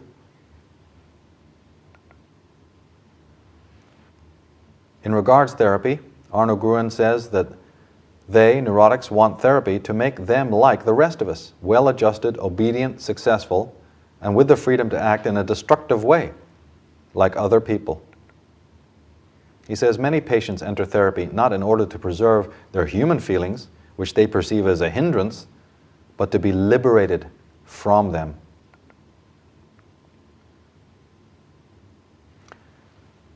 And of course, what happens to a person who's that outer-directed, that selfless, who's now absolutely chronically dependent on the approval of everybody else? And since we know that we don't often get that approval, what's the next step?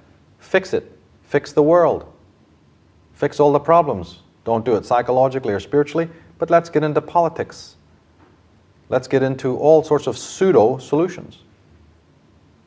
Karen Horney says that when a person feels that his life for good or ill is determined by others, it is only logical that he should be preoccupied with changing them, reforming them, punishing them, protecting himself from their interference, or impressing them. In this way, externalization makes for dependence upon others. It also makes for an over-dependence upon external stimuli. He thus acquires the characteristics that Jung calls extroversion. She says that feelings of inferiority and inadequacy are characteristics that never fail.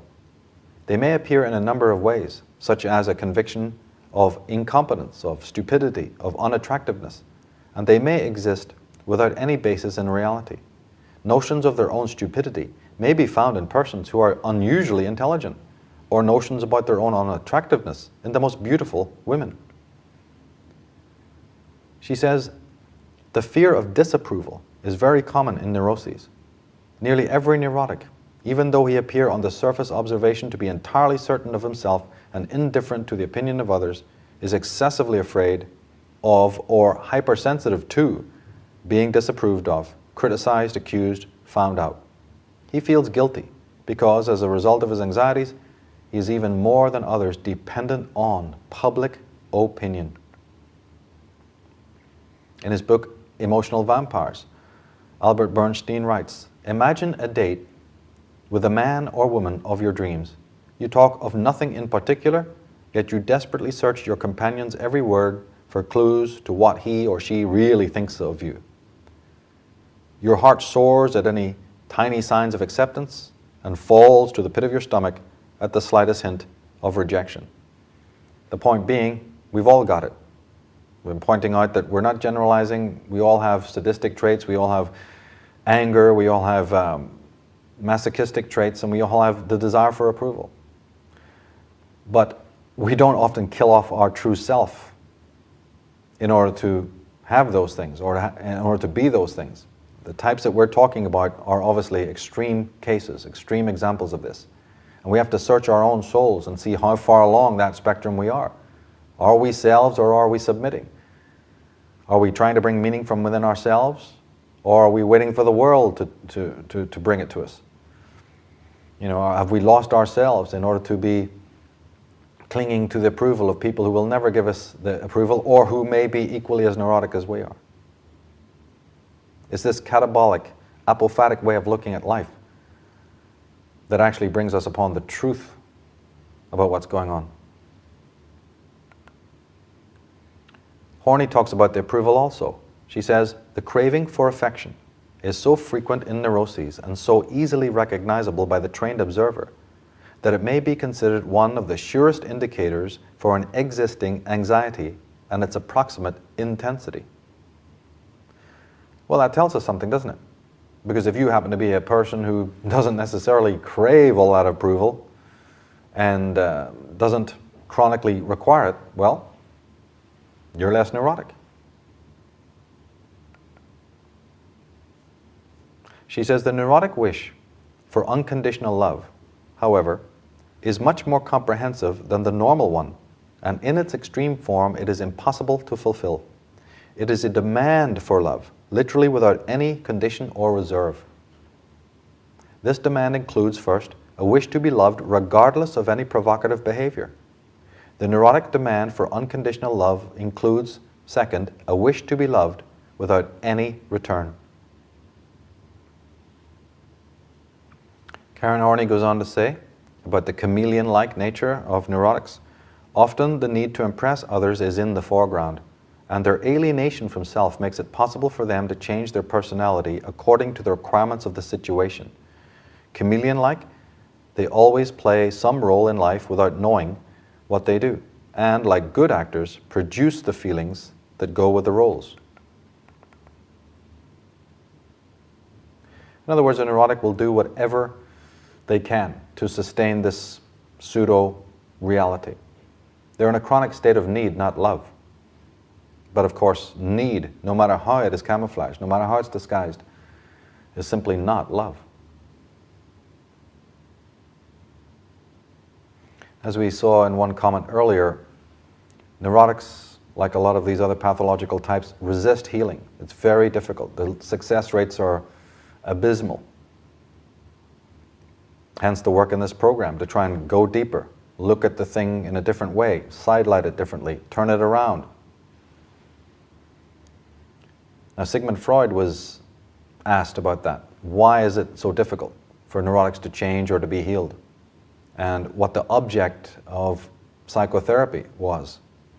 And he said something remarkable. He said, that the purpose of psychoanalysis was to replace neurotic suffering with ordinary human misery.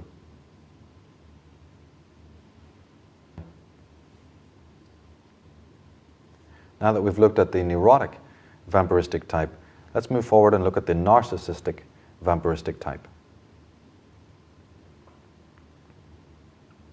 Now, narcissism must be divided into its healthy and unhealthy forms. Unhealthy narcissism is known as malignant narcissism, and normal people, so to speak, have normal narcissistic traits. They're normally narcissistic. But when it comes to the more malignant type, we find that it's men who make up the largest demographic of narcissists.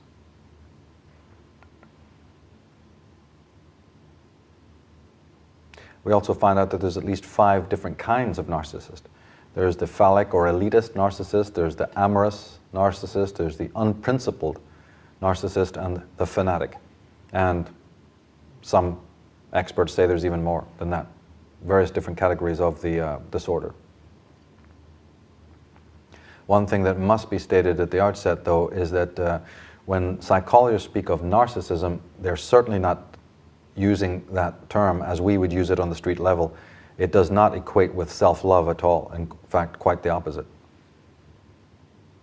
We may remember in Greek legend, Narcissus wasted away after falling in love with his own image or reflection. In other words, the mirror image replaced the true self. Inferiority plays a big role. Alexander Lowen, in his book Narcissism, says, in common parlance, we describe a narcissist as a person who is preoccupied with him or herself to the exclusion of everyone else. A closer view of narcissistic personalities is given by Otto Kernberg, a prominent psychoanalyst. In his words, narcissists present various combinations of inferiority and over-dependence on external admiration and acclaim. So there we have it again, the same syndrome that we saw with the neurotic. Erich Fromm, speaking about the self-loathing of the narcissist, says that the narcissist is not so much concerned with getting things for himself as with admiring himself. While on the surface it seems that these people are very much in love with themselves, they actually are not very much in love with themselves. Their narcissism, like selfishness, is an overcompensation for a basic lack of self-love. Now, when we look up narcissistic personality disorder online, we read that people who are diagnosed with narcissistic personality disorder use splitting as a central defense mechanism. They do this to preserve their self-esteem by seeing the self as purely good and the others as purely bad. The use of splitting also implies the use of other defense mechanisms, namely devaluation, idealization, and denial. Martha Stout, in her book The Sociopath Next Door, writes that narcissism is, in a metaphorical sense, 1/2 of what sociopathy is. Clinical narcissists are able to feel most emotions as strongly as anyone else does, from guilt and sadness to desperate love and passion. The half that is missing is the crucial ability to understand what other people are feeling. Narcissism is a failure not of conscience, but of empathy, which is the capacity to perceive emotions in others and so react to them appropriately. Nina Brown, in her book The Children of the Self-Absorbed, speaking of the traits of the average destructive narcissist, says that they expect you to immediately drop what you're doing and attend to them. They use your possessions without asking permission, enter your room without first knocking or waiting for permission. And they want, ultimately, to control what you do or say. They withhold approval, even when work is completed well. They have an understated sense of disapproval, resentment, arrogance, superiority, righteousness, justification, malice, and anger. And there's constant disapproval, like talk of sin and karma and retribution, or foreboding or pessimism. As Albert Bernstein, in his book Emotional Vampire, said, they'll make your life hell getting you to heaven. And time plays a factor too. Christopher Lasch, in his book The Culture of Narcissism, says that the narcissist has no interest in the future because, in part, he has so little interest in the past. That ties into this capacity of neurotics and narcissists and so on to edit their history. We're going to see more about that later on. The ability to literally forget their own past history. When you're not looking too closely, it looks like a positive virtue that they're living in the present, they're living in the now. Instant gratification plays a large part in destructive narcissism.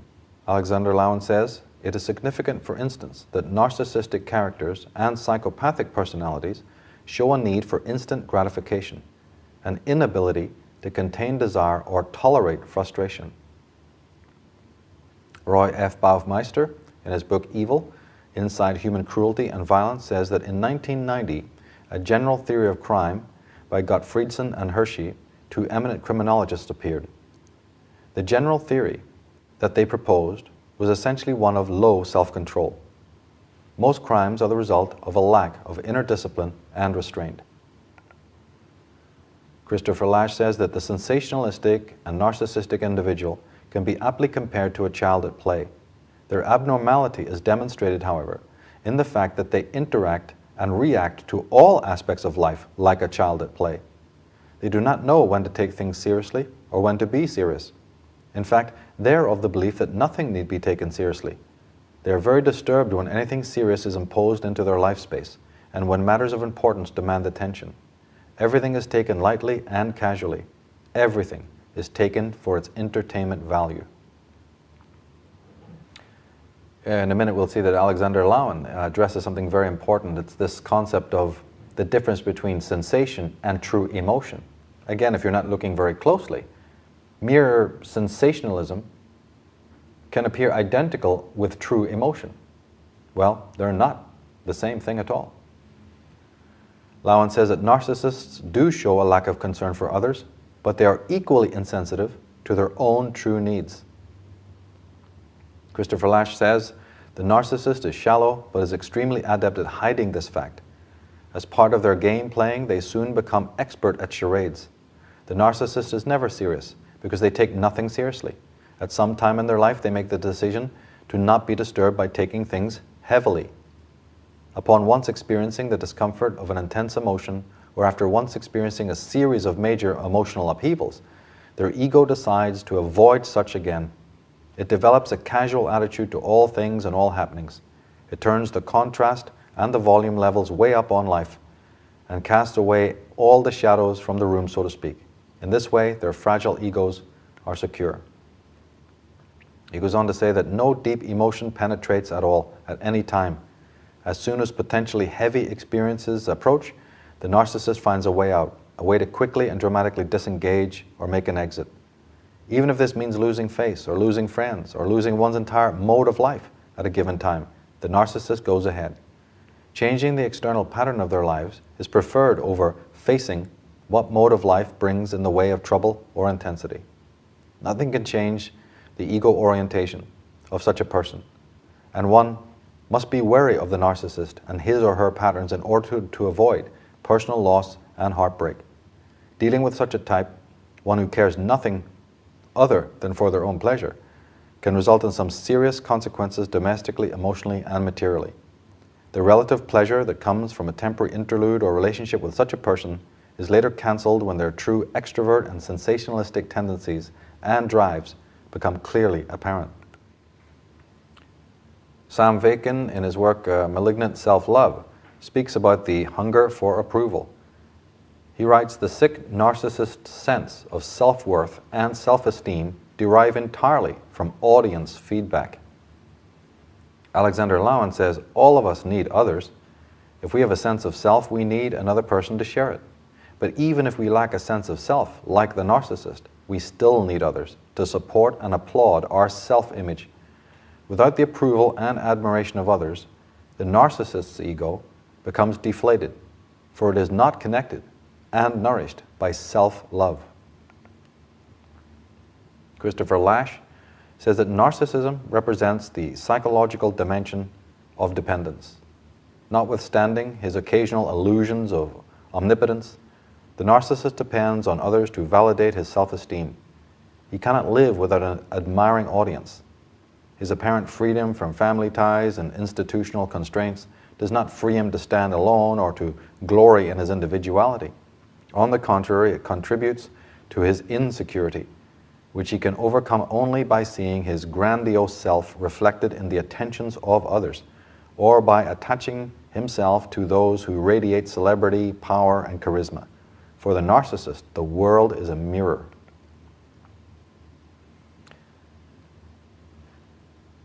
Now, as we can see from some of these comments and a few to come, this chronic need for approval ties directly into vampirism. You're literally addicted to the energy. Approval is energy, isn't it?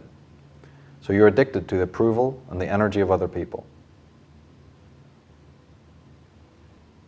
Christopher Lash writes, because the intrapsychic world of these patients is so thinly populated, consisting only of the grandiose self, in Kernberg's words, the devaluated shadowy images of self and others, and potential persecutors, they experience intense feelings of emptiness and inauthenticity.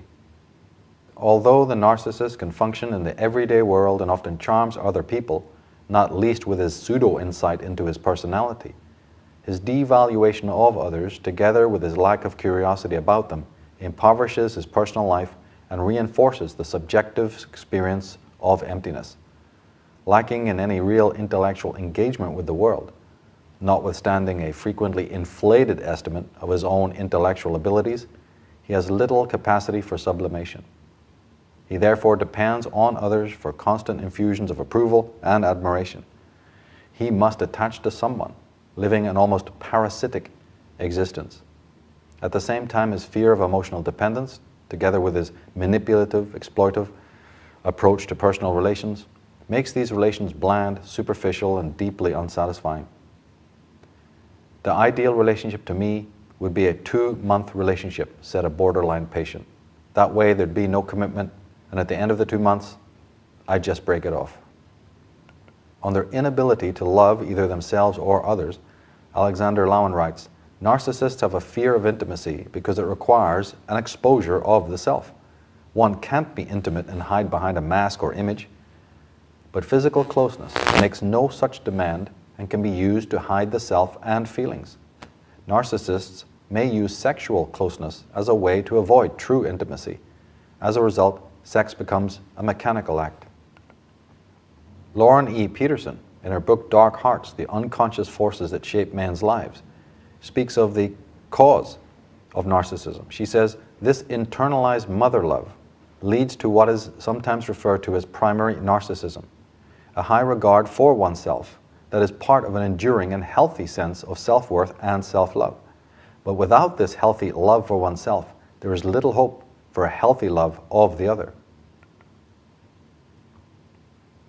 Nina Brown, in her book Children of the Self-Absorbed, speaking about destructive narcissists, says that the destructive narcissist will often have difficulty in developing and maintaining meaningful relationships. They will have numerous partners, marry and divorce often, and flit from person to person in search of the perfect friend. They choose partners and friends on the basis of what that person can do for them, especially in terms of status.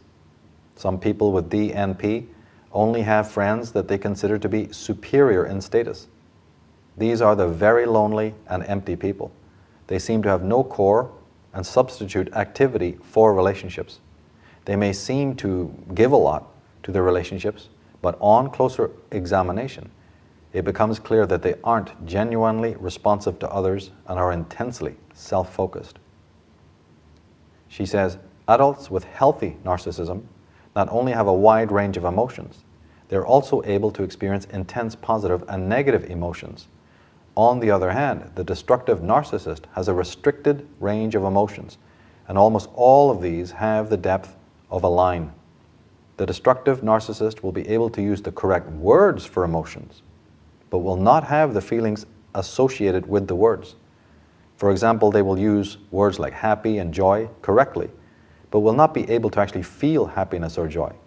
They don't seem to be able to express milder forms of these emotions, like annoyance, sadness, or apprehension. They are unable to speak more positive emotions with any feeling. Even experienced clinicians have difficulty diagnosing narcissistic personality disorder or pathological narcissism at first. it seems that it takes a period of contact with the person before the pathology emerges. Further, the diagnosis depends a great deal on the reactions of the therapist to the person. This difficulty occurs because the pathological narcissist is usually very adept at disguising their behaviors and attitudes. It's almost impossible for a therapist or anyone else to identify these aspects in someone as characteristic of destructive narcissistic personality disorder until they've spent some time with the person. On their fixation with external appearance, Alexander Lowen says, narcissists are more concerned with how they appear than with what they feel. Indeed, they deny feelings that contradict the image they seek. Acting without feeling, they tend to be seductive and manipulative, striving for power and control. They're egoists, focused on their own interests but lacking the true values of the self, namely self-expression, self-possession, dignity, and integrity. Narcissists can be identified by their lack of humanness. They don't feel the tragedy of the world threatened by a nuclear holocaust, nor do they feel the tragedy of a life spent trying to prove their worth to an uncaring world. Narcissists, say Lowen, love their image, not their real self. They have a poor sense of self, and they're not self-directed. Instead, their activities are directed toward the enhancement of their image, often at the expense of the self. Narcissistic characters are not just better, they are the best. They're not just attractive, they're the most attractive. As psychiatrist James F. Masterson points out, they have a need to be perfect and to have others see them as perfect. And actually, in many cases, narcissistic characters can display numerous achievements and seeming success, for they often show an ability to get along in the world of power and money. On appearance, Lowen goes on to say, I have been struck by how many narcissists look younger than they are. They even have features of smooth complexions, which do not show any lines of worry or trouble. These people do not allow life to touch them. Specifically, they don't allow the inner events of living to reach the surface of their minds or the surface of their bodies. Their eyes are dull, no light shines through them, and there's no expression or feeling. This dullness of the eyes in no way reflects a dull mind. Schizophrenics' eyes have a far away or vacant look, as if they were looking past you. While a part of them sees and hears you, part of them is off somewhere else. They see you, but not as a feeling being, only as an image. It is as if they were seeing you as a reflection in a mirror. There is an important break with reality in the narcissist's personality, but it's not the same as the schizophrenic's break with reality. One would never call a narcissist crazy, however much a degree of insanity may be present in the depths of his or her personality. And given what we're hearing here, we can understand that the narcissist who's chronically addicted to looking good and showing off and thinking he's the greatest isn't going to be happy with the aging process. And of course, they're not. It compromises their entire structure, characterologically. In the case of Eric, as discussed by Alexander Lowen, another aspect of narcissism that was evident in Eric's personality was the need to project an image. He presented himself as someone committed to doing good for others, to use his own words. But this image was a perversion of reality. What he called doing good for others represented an exercise of power over them, which, despite his stated good intentions, verged on the diabolical. Such exploitation is common to all narcissistic personalities. Lowen says, as I see it, narcissists are perfectly adapted to the world we live in. They subscribe to its values, they flow with its constantly changing patterns, and they feel at home in its superficiality. Psychopathic personalities are not necessarily what society calls losers. They are successful psychopaths, according to Alex Harrington, who made a study of these personalities. Brilliant, remorseless people with icy intelligence, incapable of love or guilt, with aggressive designs on the rest of the world. Such an individual may be an able lawyer, executive, or politician. So his point is, yeah, we're not talking about some panhandling, night-stalking aqualung here. We're talking about the top boys. It's top-heavy, pathocratic world we're living in. Unsane, toxic world that literally is almost custom made for pathology. Lowen says, the image also serves an external function in relationship to the world. It's a way of gaining acceptance from others, a way of seducing them, and of gaining power over them. And again, he emphasizes the central point. A personality disturbance occurs when there's a lack of congruence between the self-image and the self. The severity of this is in direct proportion to the degree of incongruence. This discrepancy is most marked in schizophrenia, where the image bears almost no relationship to reality. Mental institutions contain people who see themselves as Jesus Christ or Napoleon or some other renowned figure. In narcissistic disorders, the incongruence is less than in schizophrenia, but is sufficient to produce a split in identity. And it's very easy for us to think of media characters like a famous James Bond character as a classic example of the narcissistic personality. And then back to parenting again.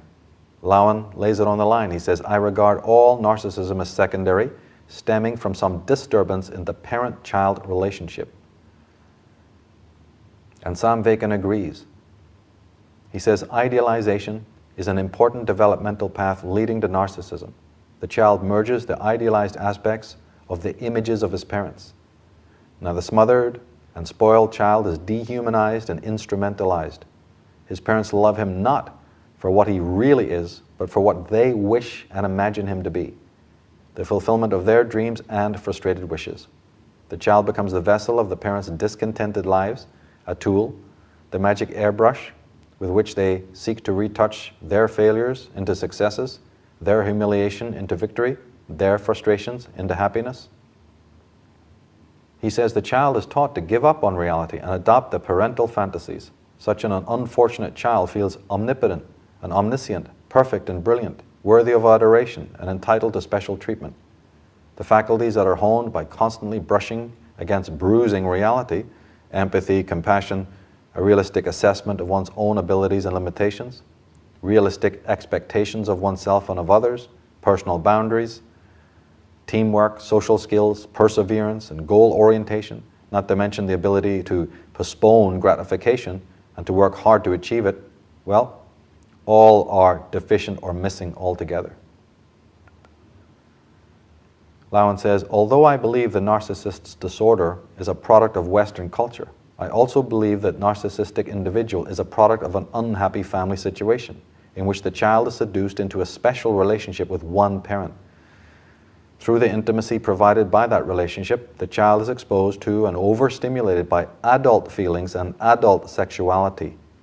And let us remember that a child who is stimulated sexually by a parent has no possibility of discharging the excitation. On the capacity for fantasy, Percival Simmons writes, the child rejected by his parents is also narcissistic. The child who is denied love by his parents is thrown back on himself for love. He's forced to find pleasure in himself rather than in persons and experiences outside, and frequently is driven to autoerotic practices in an attempt to derive the pleasure denied him in his contacts with others. Such a person builds a fantasied instead of a realistic appraisal of himself. He magnifies himself through daydreams as he becomes his own hero and fantasied exploits. He becomes aggressive, goaded by the necessity of wresting a good opinion of himself from the outside world by forcible means. His attempt at gaining power is his insurance against the underlying belief in his own unworthiness. Narcissism based on rejection is rooted in emotional insecurity and tinged with anxiety. The person who is fundamentally unsure of himself but builds himself up in a fantasy and in self-stimulation is unfit for social relations with others.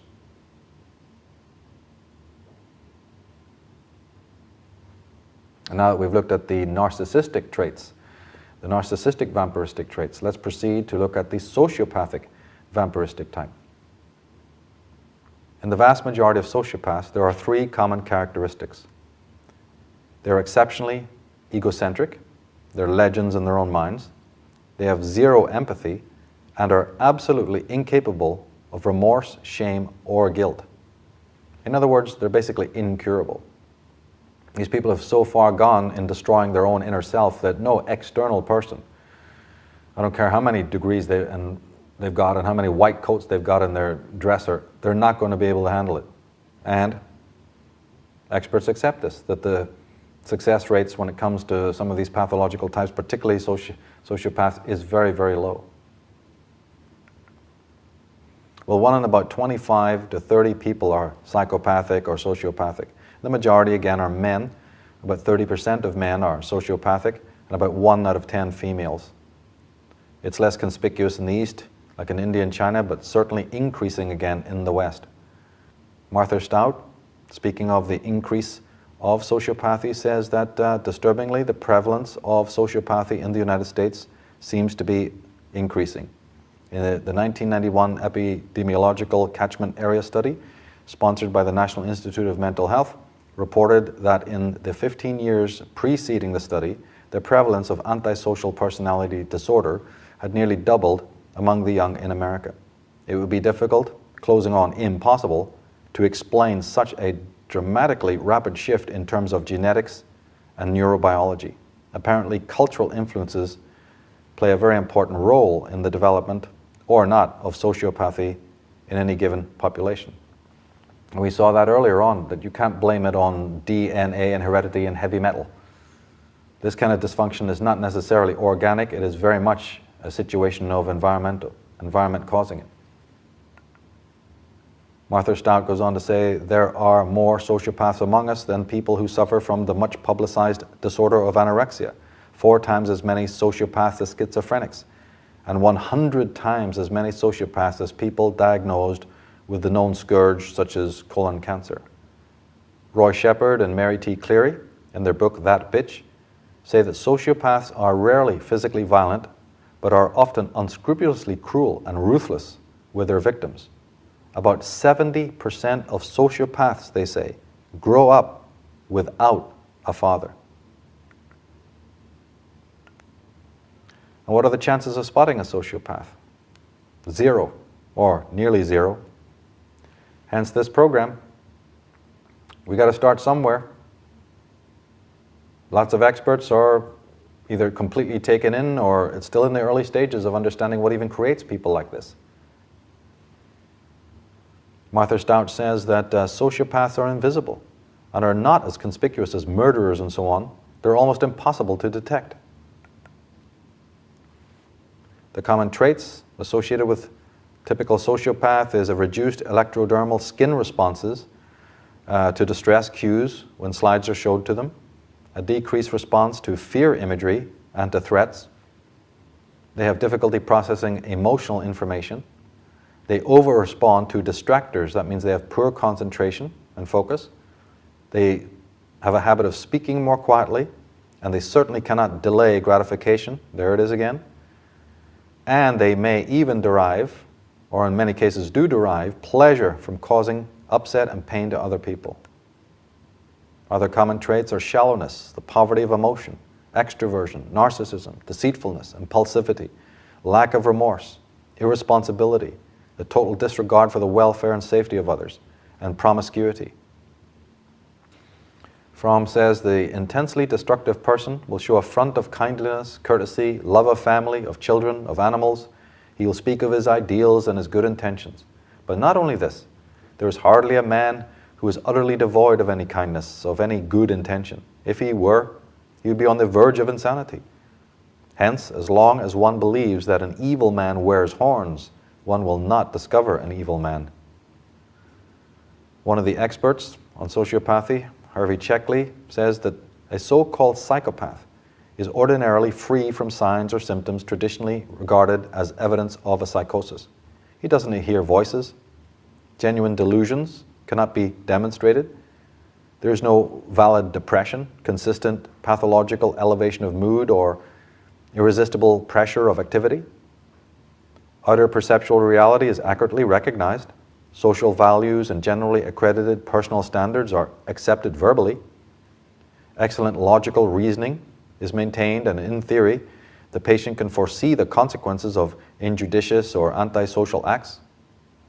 outline acceptable or admirable plans of life, and ably criticize in words his former mistakes. The results of direct psychiatric examination disclose nothing pathologic, nothing that would indicate incompetency or that would arouse suspicion that such a man could not lead a successful and happy life.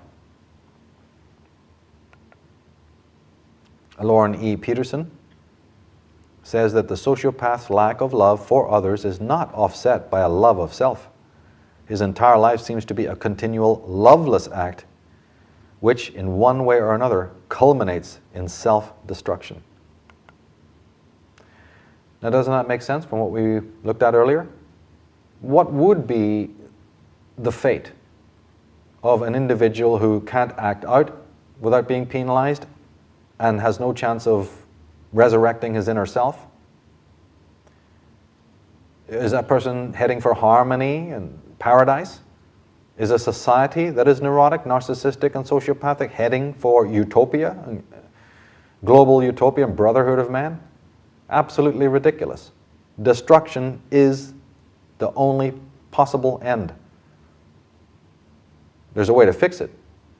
We'll look at those solutions later. But if these situations are not remedied, and remedied in a healthy and knowledgeable way, then how can anyone avoid destruction? If you choose the path of irrationality, expect destruction. Now, hatred, of course, is deeply involved with all of this. Human hatred. And Fromm says only a relatively small number of people have an awareness of their fundamental dislike of others. Many have only a feeling of just having little interest or feeling for others. The majority are completely unaware of the intensity of the chronic hatred in themselves as well as in others. And again, speaking about the early origins of sociopathy, Lauren E. Peterson says, as far as we know, sociopathic personalities are formed very early in life. By late adolescence, the antisocial pattern of behavior has become well established, characterized by often frightening criminal and exploitative behavior and shallowness in all relationships. One of the leading experts on psychopathy and sociopathy, Robert Hare, says that while few psychopaths commit violent crimes, the callousness of the average psychopath usually ranges through subtle but still devastating misdeeds, parasitically bleeding other people of their possessions, savings, and dignity, aggressively doing and taking what they want, shamefully neglecting the physical and emotional welfare of their families, engaging in an unending series of casual, impersonal, and trivial sexual relationships, and so forth.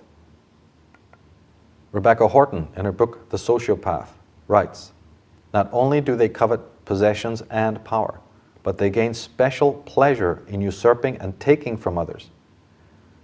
What they can plagiarize, swindle, and extort are fruits far sweeter than those they can earn through honest labor. And once having drained what they can from one source, they turn to another to exploit, bleed, and then cast aside. Their pleasure in the misfortune of others is unquenchable. People are used as a means to an end. They are to be subordinated and demeaned. Speaking about the power over love dynamic, and Harvey Checkley writes that the psychopath seldom shows anything that would pass even in the eyes of lay observers as object love. His absolute indifference to the financial, social, emotional, physical, and other hardships which he brings upon those for whom he professes love confirms the appraisal during psychiatric studies of his true attitude. I mentioned they were incurable. Well, Carl Goldberg says that forensic psychologists and psychiatrists and criminologists recognize that the likelihood that a seriously destructive person will reverse his or her adverse behavior is poor. Neither conventional psychoanalysis nor any other form of psychotherapy or rehabilitative program has been consistently effective with these clients and inmates. Arno Gruen puts his finger on the truth. He says, despising and hating everything that is human is a condition that might define a typical sociopath. Well, try curing that. Erich Fromm calls it necrophilia as opposed to biophilia. Right? We have an urge, an instinct that is life-giving, negentropic. Then we have the destructive, it's like entropy. We have the creative self, and then we have the destructive self. And here he's saying that these individuals are completely necrophiliac. Something in them is so dark, so corroded, so completely fragmented, so deviant, that they are just pure destroyers. Oh, granted, helped by the world, helped by the media, helped by the fashion industry, the cosmetics, and general superficiality of the human mind right now, they're able to just walk amongst us like the ghosts that they are, unseen. Invisible predators, the parasites. If they have a problem, it's usually another one of their own kind that they have to deal with. Great. That's wonderful. That'll really help. When we look into the work of Hervey Checkley, we see that his book, Masks of Sanity, originally published in 1941, provided the most influential clinical description of psychopathy in the 20th century. The term mask of sanity derived from Checkley's observations that, unlike people with major mental disorders, a psychopath can appear to be normal and even engaging, while typically not suffering overtly from hallucinations or delusions. However, the mask covered a concealed psychosis. Speaking of the vanity of the sociopathic type, Aaron T. Beck, in his book Prisoners of Hate, says that professionals who have worked with psychopaths have been struck by their extreme egocentricity. They are totally self-serving, feel that they are superior to others, and above all, think that they have innate rights and prerogatives that transcend or preempt those of other people. Now, Rebecca Horton, speaking about their charm and allure and mystique, says that while the psychopath has likes and dislikes, and fondness for the pleasures that human company can bring, analysis shows that he is completely egocentric, valuing others only for the enhancement of his own pleasure or status. He's generally superficially charming, and often makes a striking impression as possessed of the noblest of human qualities. She says that people with this disorder appear to be charming at times and make relationships, but to them these relationships are in name only. They're ended whenever necessary or when it suits them, and the relationships are without depth or meaning, including marriages. They seem to have an innate ability to find the weakness in people, and are ready to use these weaknesses to their own ends through deceit, manipulation, or intimidation, and gain pleasure from doing so. They appear to be incapable of any true emotion, from love to shame to guilt. Horton goes on to say, not all psychopaths are uneducated, low-class misfits. Some of them are quite handsome and have good careers, and use this all the more to their benefit. Take a look at Ted Bundy. My friend's mother once went on a double date with him and claimed he was the nicest person. His mother said he was the best son any mother could have. Bundy was also apparently quite good-looking, which made him even more dangerous. So not all psychopaths are derelict, low-class, high school dropouts.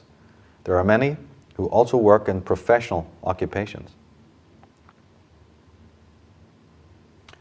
On the question of deriving great pleasure from other people's suffering, Arno Gruen writes, only hatred and destructiveness give them a feeling of aliveness.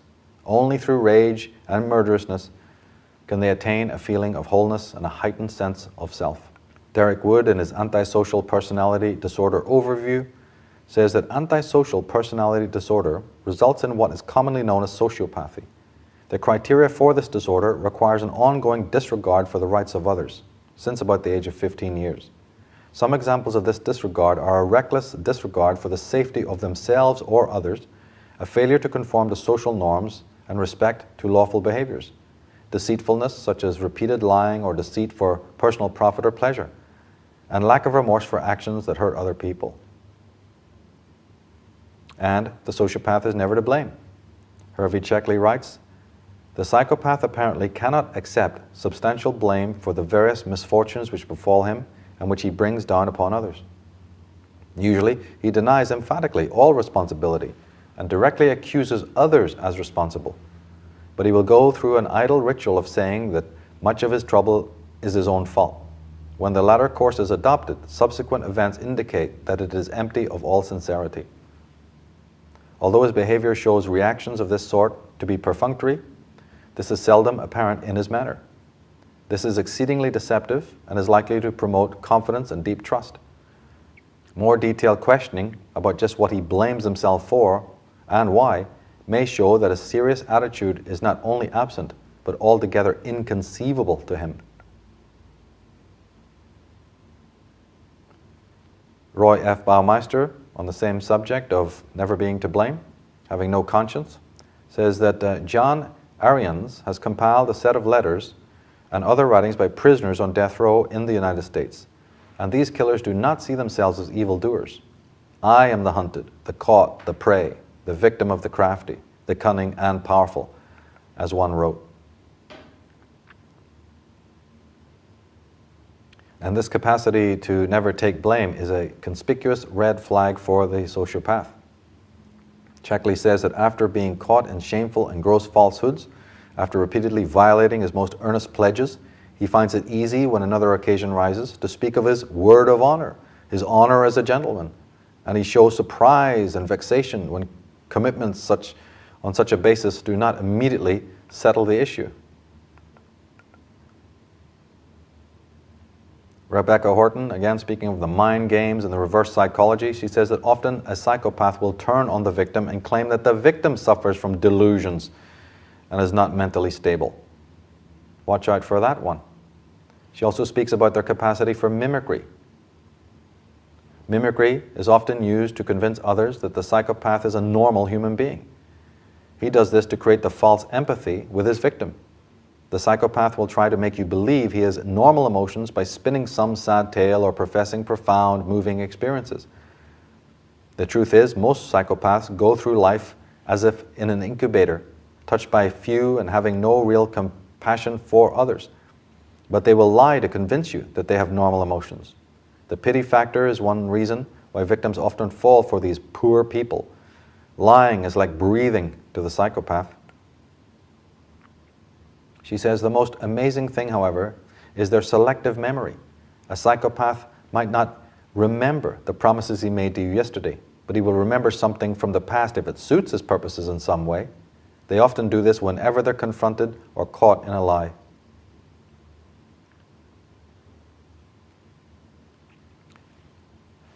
And then when we look deeply at sociopathy, take it on its own, look back and say, what could possibly be the causes of this?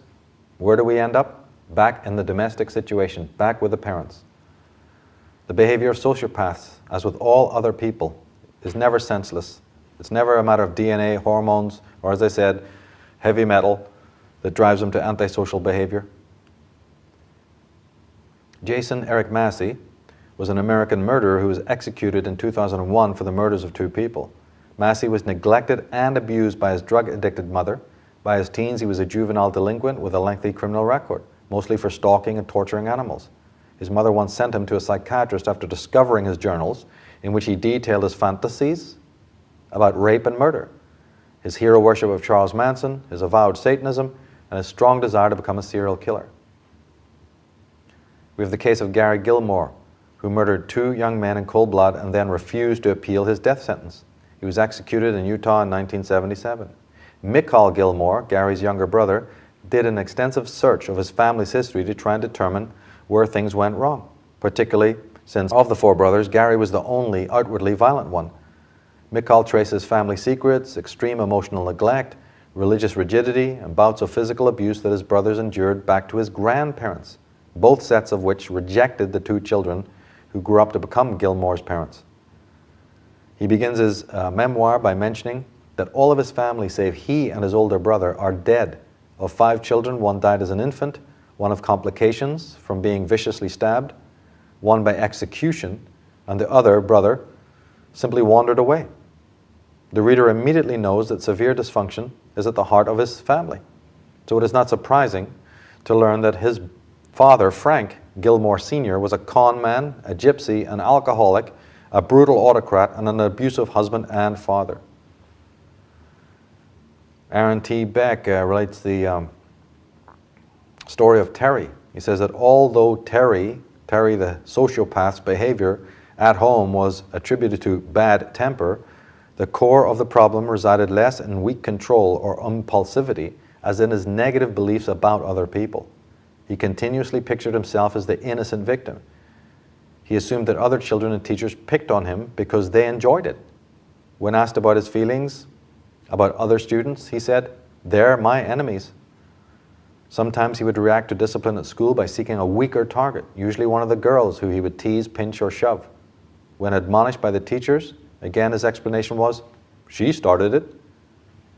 When his parents attempted to confront him with a specific report of misconduct, he would simply deny it ever happened. "It's not true. She made it up." Well, now that we're familiar with these three important pathological types, neurosis, narcissism, and sociopathy, we can now exclusively focus on the vampiristic type of personality. According to Joe Slate, author of Psychic Vampires, vampirism is a widespread phenomenon. He writes, "Psychic vampirism is, without doubt, one of the most intriguing phenomena involving human behavior. It is also one of the most complex. It's easy to mistake psychic vampirism as either fictional or simply more juicy sensationalism. But a closer look reveals a serious reality, so common that almost everyone has had some experience with it." He says that psychic vampirism is alive and flourishing in the world today.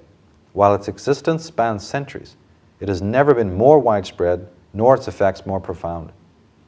Psychic vampirism is a widespread yet often unrecognized human energy phenomenon that can interrupt your growth and impede our progress. It exists in many forms, each of which subtly consumes its victim's energy and over the long haul erodes the energy system itself. Although no known force can totally destroy the human energy system because of its cosmic makeup, psychic vampirism can impair its functions and seriously damage its capacity to energize growth. At the beginning of the program, we mentioned how important energy was and how the great experts who are solving disorders never mention energy or the interchange of energy. Prana, chi, libido, doesn't matter what you call it. It's the fundamental basis of everything that is. And as we said earlier, one could think of it as some kind of food or nutrient, a basic food, a basic nutrient that sustains the whole cosmos. Slate goes on to say the vampire has depleted their own energy. They are the self-murdered. Their condition is not fixable because the damage has already been done. The existence depends wholly on parasitical energy theft.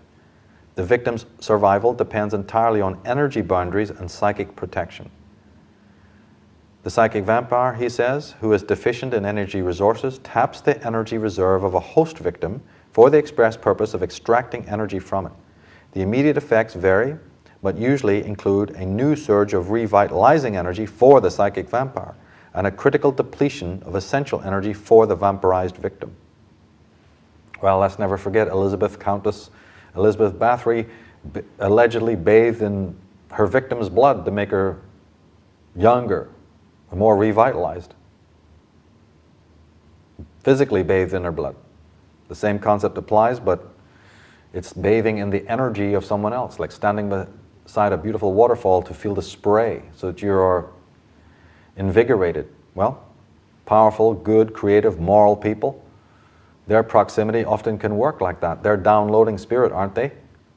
Well, an empty man, a self-destroyed man, might feel invigorated in the company of such individuals. Murray Stein, in his book Jung on Evil, talks about this energy depletion. Evil, within the psychological realm, he says, is equivalent to entropy in the physical realm. It is the tendency within a system to run down and to disintegrate, a flow of energy toward destruction.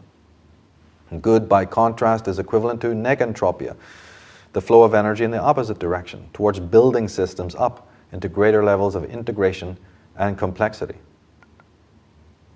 Jean Bolin, in her book The Ring of Power, gives us a line that could be the motto of the vampiristic type. She says, "I am convinced that we enter the world seeking love, but when we don't find love, we settle for power." Now, we can accept that there's a phenomenon known as sadomasochism. It's actually called algolagnia. And this is the idea that one person has dominion over another person physically. Well, that's right. It's the same dynamic as power versus love, or dependency versus independence, or selfhood versus self-murder. It's all based on a lack of selfhood and self-knowledge, all based on an avoidance of legitimate suffering. And Peter Tosh, the singer, says that vampires don't come out and bite your neck anymore. They cause something destructive to happen, that blood will spill. And those invisible vampires will get their meal.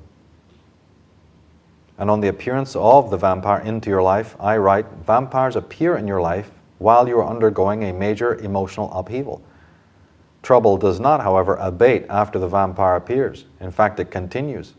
Trouble and conflict is the mark of the vampire. Eventually, after their infection spreads, opportunities fail to come in, failure occurs instead of expected successes, good ideas lead nowhere, plans are mysteriously sabotaged, sound allies suddenly turn into rivals, and you make inexplicably poor judgments, and your good state of mind or your good mood are drastically compromised. I say that an evil person is an emissary of evil, a conduit for greater evil than exists within themselves. This is why their proximity is so disadvantageous. They are map stealers. While you're not looking, they attempt to steal your life map, leaving you without a sense of direction. Their presence makes you doubt or downplay every accomplishment and true friendship you have. Their presence functions like an infrared lamp that changes the color of everything in its rays. Barbara Hort, in her book Unholy Hungers, says that the vampire soul has been ravaged by its hunger. It cannot be moved to mercy by the agony of its victims. The human beings who fall prey to the vampire are stripped of their humanity and reduced to lumps of life in the vampire's maw. The vampire's hunger is heartless as well as soulless, and its victims must perish in a cold pit where they scream without echo or answer into the blackest inhuman void. On the self-destroyed individual, Eric Fromm says the destructive and cruel person has become so because he lacks the conditions for further growth. Fromm has described them as existential failures. Other experts call them constitutionally inferiors. Constitutional inferiors. I refer to them as morally inferior beings. John Lash, in his book Twins and the Double, says that the vampire occupies a curious niche in mirror lore. As a member of the living dead, a vampire is a double of a once living person, but now the original of the double has been totally eliminated. Since the double can have no double, the vampire can have no reflection. The vampire, it seems, is a twin type who may be viewed as representing the ultimate face of Narcissus. The vampire lives in perpetual need of refueling itself off its victims, who in turn are turned into blood-sucking doubles. Now, one of the most important techniques to be aware of when it comes to vampiristic types is this mimicry we touched on earlier. I refer to it as walking in rhythm with you. It's a technique that they use, especially in the early stages. The vampire falls into lockstep with you during the early stages in order to acquaint themselves with your particular rhythm, so to speak. They seek to lull your suspicions and evoke a sense of camaraderie and trust. When you give someone your love and trust, you also make the fundamental mistake of imagining that they are reciprocating in kind. It is upon this irrational assumption that sorrow takes root.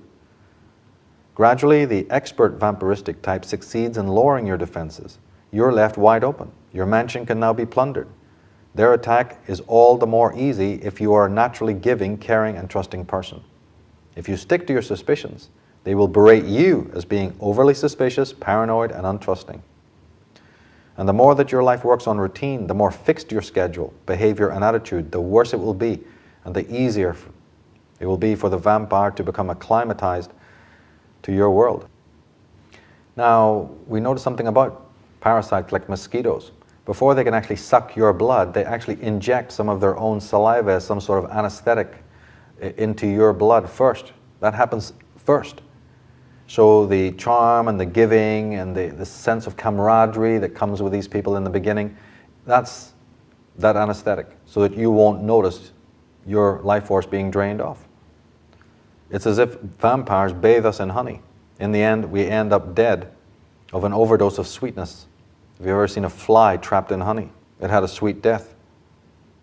Martha Stout says that when a sociopath identifies someone as a good game piece, she studies that person. She makes it her business to know how that person can be manipulated and used. And to this end, just how her chosen pawn can be flattered and charmed. In addition, she knows how to promote a sense of familiarity or intimacy by claiming that she and her victim are similar in some way. Victims often recall statements that affected them even after the sociopath was gone, such as, "You know, I think you and I are a lot alike," or "It's so clear to me that you are my soulmate." In retrospect, these remarks can feel supremely demeaning. Outrageously untrue, they haunt the mind nonetheless. I write that the vampire uses a technique known as second attention. They frequently employ such terms as, "We have so much in common," "We're meant to be together," "I never met anyone like you," and "I dreamed that someone like you would come into my life," and "I've never been equal to my previous partners," or "I've never felt truly challenged before."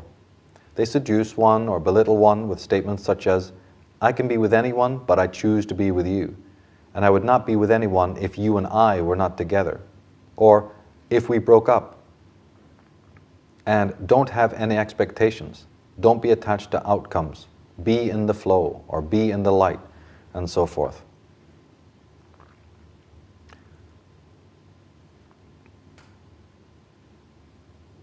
Basically, when you're in the presence of one of these creatures, it's thraldom. It's a form of auto-hypnosis, or sort of entrainment, as it were. They operate almost like a convex lens. Every one of us likes to be in the company of people who make us feel good. Well, the vampire does that, but just a little bit more. Just like a convex lens, they reflect back your natural good traits, the stuff that you love about yourself and you feel good, and just that touch more. They inflate your sense of self-importance just a tad more than other people do. And that is one way that they use to get you into their thrall.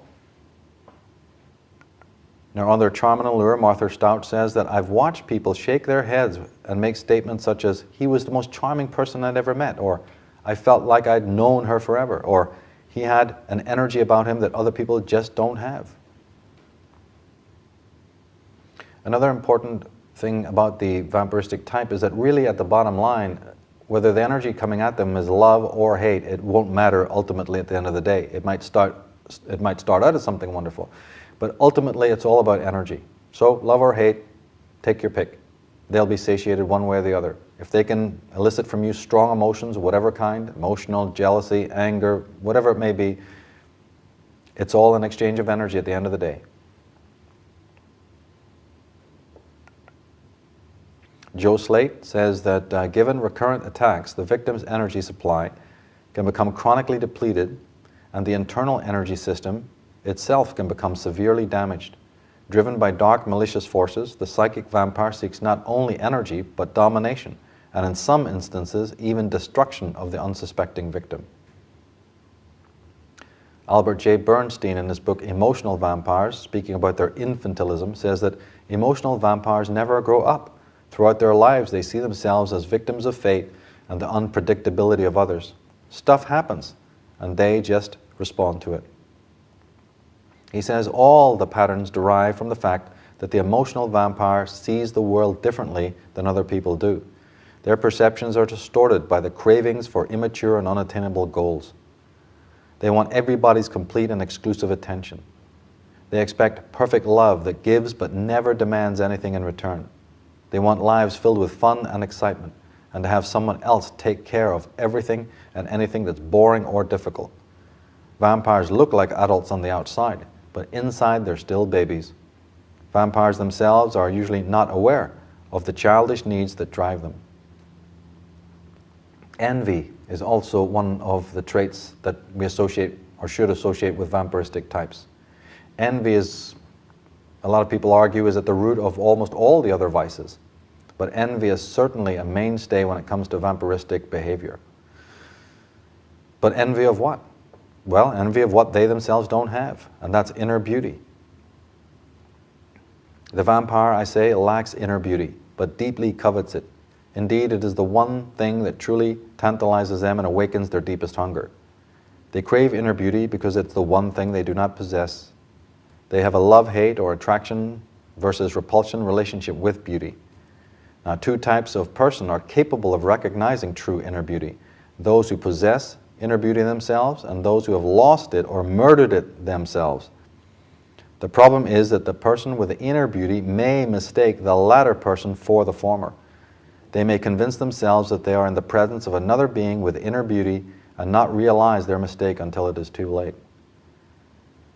On the connections between envy and destruction, Martha Stout says that since it is simply not possible to steal and have for oneself the most valuable possessions of another, like beauty, intelligence, success, strong character, the covetous sociopath settles for besmirching and damaging enviable qualities in others so that they will not have them.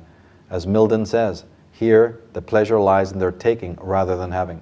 And that is, by the way, one of the definitions of envy. It's different than jealousy. In jealousy, you don't care if the other person's got something that you admire. In fact, you're probably glad for him. So jealousy is born out of a virtue. Envy is the state in which you're thinking to yourself, I know I can't have it, or I know I can't make that, but I just don't want him to have it. It's very, very dark and pernicious. And we need to learn how to test for it. Another crucial aspect of this relationship with the vampiristic personality type is the concept of courting. It's just a word that emphasizes the interchange between energy. Now, Art Martin says that people in your life who want to control you or leech off your energy can attach cords to you. Quite often, it is another physical person who is courting you. They are trying to hold on or extract energy from you. Dark forces are attracted to people who are doing well in their life. They want to stop them and sidetrack them, and so they do anything they can to block your path. Joe Slate says that vampire attacks can occur during physical contact, such as a handshake or touch on the shoulder, or they can occur at distances of up to many miles. On courting, I say that in the average relationship, there is constant amicable exchange of energy. This exchange is dramatically different in the vampiristic relationship. There, the exchange is involuntary. The vampire crosses the boundary and takes that which he has no right to take. Whatever he gives back in return for what he takes is inadequate and does not replace what he takes. The victim is always shortchanged. He will not realize it in the early stages. He will not realize it if he does not inherently value himself. He will not realize it if he's an altruist who compulsively puts the needs of others before his own. I say that the life force within the vampire is low. There is barely any vital energy within them. Only the lower chakras are active. The higher centers, or chakras of energy, are completely inactive.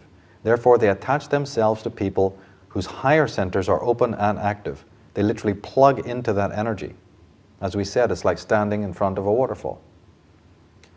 Eventually, the centers of the host become exhausted and begin to shut down. The victim's own bioenergy drops, leading to symptoms of illness and mental and emotional unrest. One is out of the palace and into the sewer, into the gutter. I kind of liken it sometimes to a couple of cogs. You have the big cog, they're the small cog, but if they plug into you, then it's your energy that's moving their cogs. And also, I must also add that in all the books that have been written on this phenomena, all of those authors only write about the exchange of energy in one way, which is that the vampiristic kind of individual sucks, if you want to use that term, your energy, drains off your life force. But in fact, my research has shown that that's only 50% of the situation. Your actual field of energy can also be used in the opposite direction as a processor for their toxic, deathly, vile energy.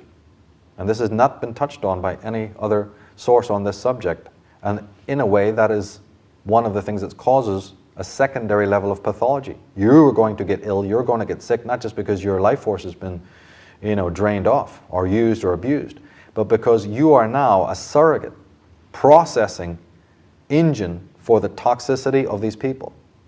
In other words, you become something like their conscience, the very conscience they don't have, that repressed, negated, buried self we talked about earlier. That's the mirror of the pseudo-self. Could you be the external representative of that? Well, you are if you're going to hold the light for somebody. So in my work, I see the attack in these two forms, not just that your energy is simply drained in the traditional way of understanding, but that you may have been used potentially from childhood, potentially continually through your life, as a dumpster, as an energy processor.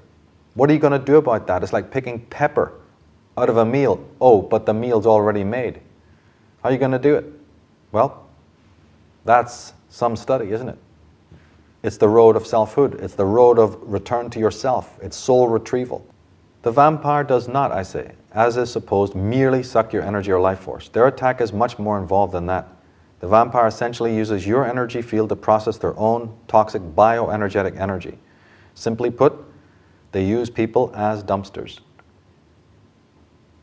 And Erich Fromm, again, explains the heart of it.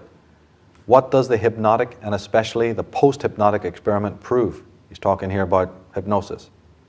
It proves that we can have thoughts, feelings, wishes, and often sensual experiences which we subjectively feel to be ours, and yet they've been put into us from the outside.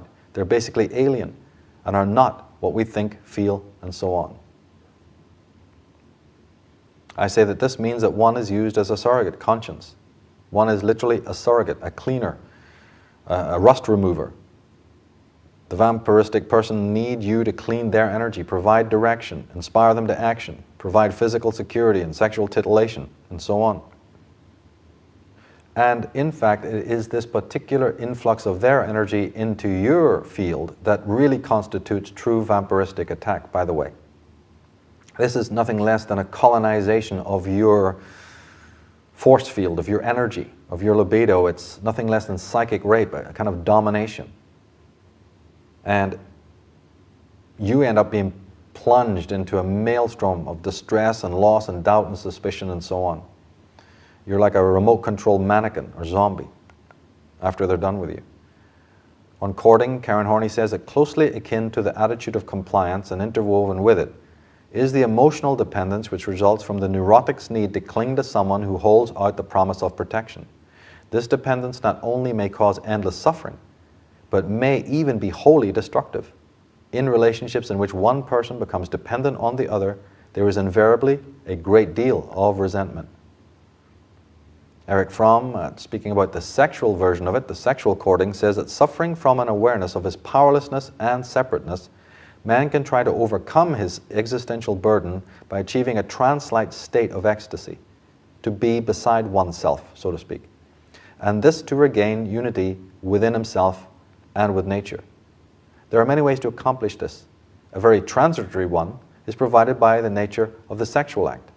This experience may be said to be the natural prototype of complete concentration and momentary ecstasies. It may include the sexual partner, but too often remains a narcissistic experience for each of the two, who perhaps share mutual gratitude for the pleasure they have given each other, conventionally felt as love.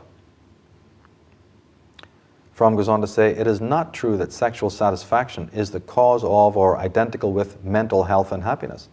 Often psychologists see patients whose ability to love and to be close to others is damaged, and yet who function very well sexually, and indeed make sexual satisfaction a substitute for love because their sexual potency is the only power in which they have confidence. Their ability to be productive in all other spheres of life and the resulting unhappiness is counterbalanced and veiled by their sexual activities. And Nina W. Brown agrees. She says the destructive narcissist will often have difficulty in developing and maintaining meaningful relationships. They will have numerous partners, marry and divorce often, and flit from person to person in search of the perfect friend. They choose partners and friends on the basis of what that person can do for them. These are very lonely and empty people. They seem to have no core. They may seem to give a lot in their relationships, but on closer examination, it becomes clear that they aren't genuinely responsive to others and are intensely self-focused. Albert J. Bernstein, speaking about seduction, says that emotional vampires look better than regular people. They're bright, talented, and charming as a Romanian count. You like them, you trust them, and you expect more from them than you do from other people. Well, you expect more, but you get less, and in the end, you get taken. You invite them into your life and seldom realize your mistake until they've disappeared into the night, leaving you drained dry with a pain in the neck, an empty wallet, or perhaps a broken heart.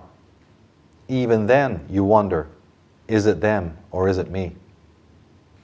And when it comes to parents, I write that malignant vampiristic parents who live off the energy of their children, who envy their children's vitality and innocence, often drive their children to schizophrenia or other pathologies. There are cases on record showing that the health of parents got worse as their children's health improved. As the schizoid tendencies and delusions subsided, as their children turned to a semblance of normalcy, the parents actually became more aggressive and more psychotic. The mind games they played with their unfortunate children, their unfortunate victims, came to an end, and the self-absorbed parent lost control. By labeling their children schizophrenic or whatever, and having professional sympathy, parents can now offload all their domestic problems onto the child's behavior and nature. This is a praying mantis syndrome. The praying mantis literally offers up its head after the mating is over for the edification of the partner. Well, children offer their minds up to their parents so that the parents can use that field vampiristically, parasitically. The field, the energy, the chi, the libido of a child, the innocence of a child, not only as the crutch in the normal way we understand, but on a much more sinister and deeper level with these children that even develop extreme syndromes, extreme complexes.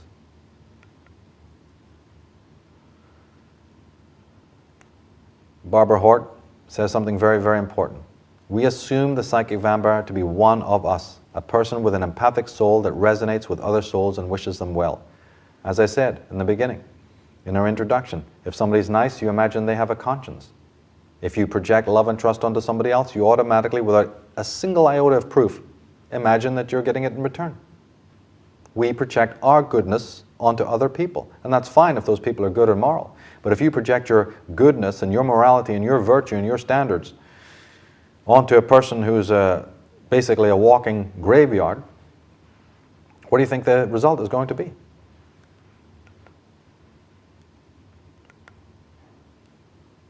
And Albert Bernstein says that we can establish two absolutely non-negotiable facts about the nature of pure evil. We know that an evil person accepts no responsibility whatsoever for their own dysfunctional anti-human actions. This means that, unlike other people, when they act in an unloving manner, they do not acknowledge it or take responsibility for the consequences of their act. Indeed, in their minds, the other person is responsible. If they feel sad or broken, it's their affair. There's no empathic resonance with the suffering of the other person, and no accountability. Indeed, the evil person imagines that it is the other person's own actions that have led to their despair and undoing. Since this is often true to a point, the evil person's retorts and abuse may go unseen. It's not so much that these vampires think they're better than other people, as that they hardly think of other people at all, unless they need something.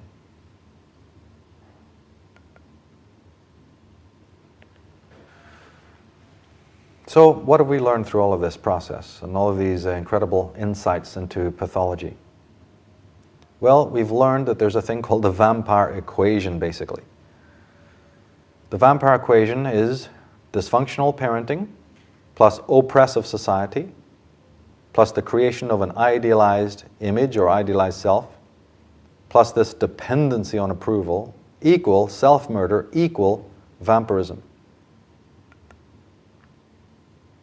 We've also seen now that my definition of evil, equating it with self-murder, has a great deal of merit. And we've seen something about this incredible relationship between the good and the evil. It's been written about a lot, but we're seeing it from maybe another kind of light here, that the immoral man almost needs the moral man to exist. The good man almost, or the evil man almost depends upon the existence of his counterpart. It's a strange relationship.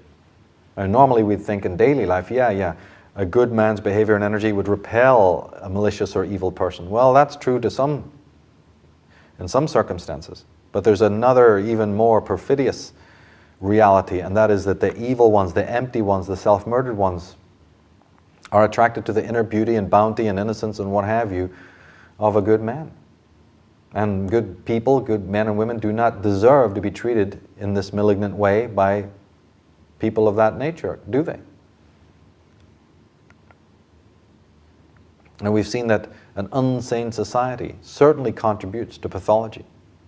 Schizoid individuals will create a schizogenic society, yes, but it works the other way as well. Society contributes to all forms of derangement, emotionally and mentally. We've seen that as that society becomes more hectic, more artificial, more extrovert, that these pathologies such as anxiety, neurosis, narcissism, sociopathy, not to mention the suicide and other forms of violence and war and what have you, they're going to be on the increase as well. The two go together. We've certainly seen how little actual freedom exists in what we call infancy with most families. And we've seen that what constitutes normal development, well, genuine parental attention, rational affection, and a healthy relationship with the external world. Those are absolutely non-negotiable facts. We've seen that we as human beings seem to want to avoid not only self-knowledge, but the experience of legitimate suffering. Remember the Freud quote about replacing the suffering, that so-called suffering of the neurotic, with legitimate misery of human beings? There's something rich and real about that. We've seen how extroversion plays into this, that the self-murdered person is now entering into that customized world that's just ready and waiting to fill him with all that stimuli, so he never even has to think about himself. We've seen that the medical profession is certainly interested in perpetuating sickness, or if not even manufacturing these disorders. Ties in with our comments on society, doesn't it? We've seen how important it is for us to monitor our own emotions. How do we feel in the presence of other people? Do we ever actually think about that? This person's just come into the room, or this person's just talking with me, and suddenly my mood has changed. 5 minutes ago I was in a good mood, now I kind of feel different. Has something happened in that time? Yeah, well, the people passing you. We live, as I said, in a plasma of people, a constant interchange of energy. We're not to assume that other people's frequency is the same as ours. We've seen that just because you, again, it needs to be repeated, just because you extend love and trust to somebody else does not mean that they're reciprocating at all. And we've seen how our chronic need for dependency leaves us wide open, potentially wide open to evil. We've seen that we must not allow the world to give us meaning, we must do it for ourselves. Ultimately, spiritually speaking, we've got to come to the understanding that nobody has anything we need psychologically and emotionally. It's all within our own capacity, it's all within our own hands. I mean, what would happen in the world if we all understood that we don't need any other human being for what we need emotionally and psychologically? That doesn't mean you become a hermit and stop existing in the world and sharing and caring, but you don't do it to the extent where you give over your whole sense of self to other people. I don't care who they are, mother, father, teacher, priest, guru, God, or whatever. Because the thing is this, if you're inclined to do that, then look what you inherit. All forms of tyranny, I mean, we're looking here at the roots of evil, aren't we? Well, let's make it very simple. If you don't do what we're talking about, and you say, nope, I'm just going to continue the way we are, aren't you endorsing all the tyrannies that exist? Aren't you actually helping plant the seeds of evil, not just of the medical leviathans, or of dysfunctional parentings, or psychic vampires running loose in the world, and sociopaths and what have you? I've said time and time again that external reality mirrors psychic reality. The world is shaped by consciousness. Now we're seeing exactly what that means. We've seen that so-called mental or emotional disorders, as they're now called, is basically boils down to ways of seeing. It's feelings that we have about ourselves. Whether they're constructive or deconstructive, healthy or unhealthy, it's all a matter of choice. We certainly learned that goodness does not exist in everyone. Conscience is not universal. And just because that evil, interior can be disguised and hidden behind a veneer of niceness, and because it's relatively effortless for evil people to disguise themselves, doesn't change that fact. Another interesting way to look at this, which again goes up to a more higher perspective, is that we encounter evil people, we encounter these kinds of challenges, partly because it's ordained. It is a journey towards selfhood. Maybe we're encountering them because there's something in them that needs to be in the proximity of people who are good.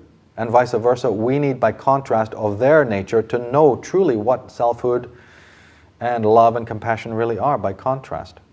There is some sort of weird link between the good and the evil. It's a love-hate, attraction-repulsion dynamic. From this we can determine what is sanity. Well, Nina Brown tells us that it's creativity. It's the ability to delay gratification. It's the assumption of responsibility. It's meaningful relationships. On the lack of self-love, Robert A. Johnson says that despite our ecstasy when we're in love, we spend much of our time in a deep sense of loneliness, alienation, and frustration over our inability to make genuinely loving and committed relationships. Usually we blame other people for failing us.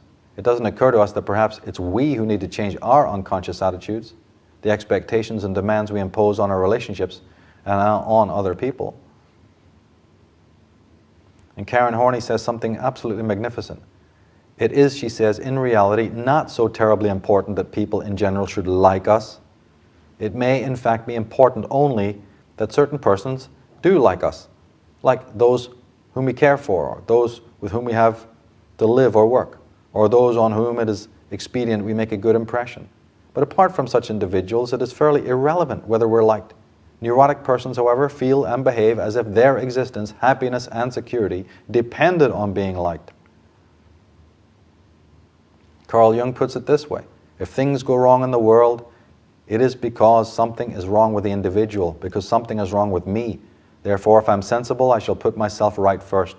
For this I need, because no outside authority no longer means anything to me, I need a knowledge of the innermost foundations of my being, in order that I may base myself firmly on the eternal facts of the human psyche.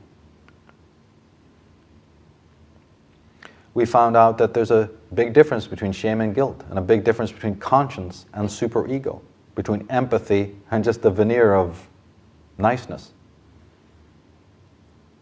And we've also learned something about suffering, the nature of suffering. It's summarized by Arno Gruen, who says, in our society it is not those who suffer that are weak, but those who fear suffering. People who have made the most successful societal adjustment actually turn out to be the weak ones.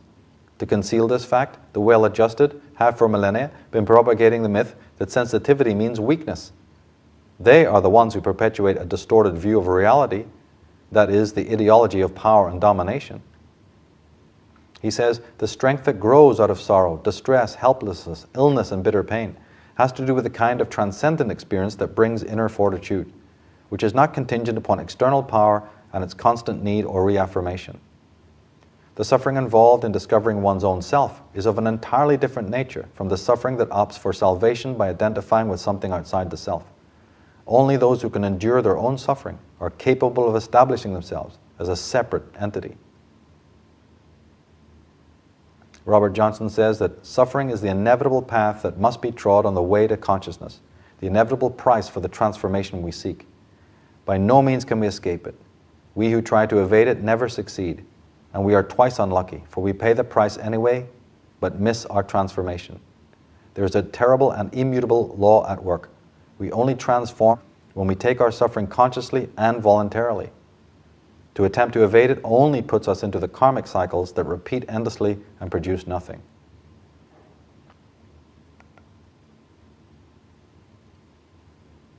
Arno Gruen, on the same matter, says that to bring such people back to what they rejected about themselves so long ago means to accompany them on a journey of self-confrontation so painful that suicide, an outbreak of psychosis, or some other dire result may ensue. And I want you to meditate on what he just said there, because it's not just the individual who's going through this. The whole of society does. Nations do. The avoidance of who we all are, done on a colossal scale, has an impact on our civilization. On a more simple note, I hope that we've discovered just to have stronger boundaries in our normal relationships. Don't put yourself up for sale to the first person that comes along. Have a statement of higher value. Don't let other people take the reins of your life.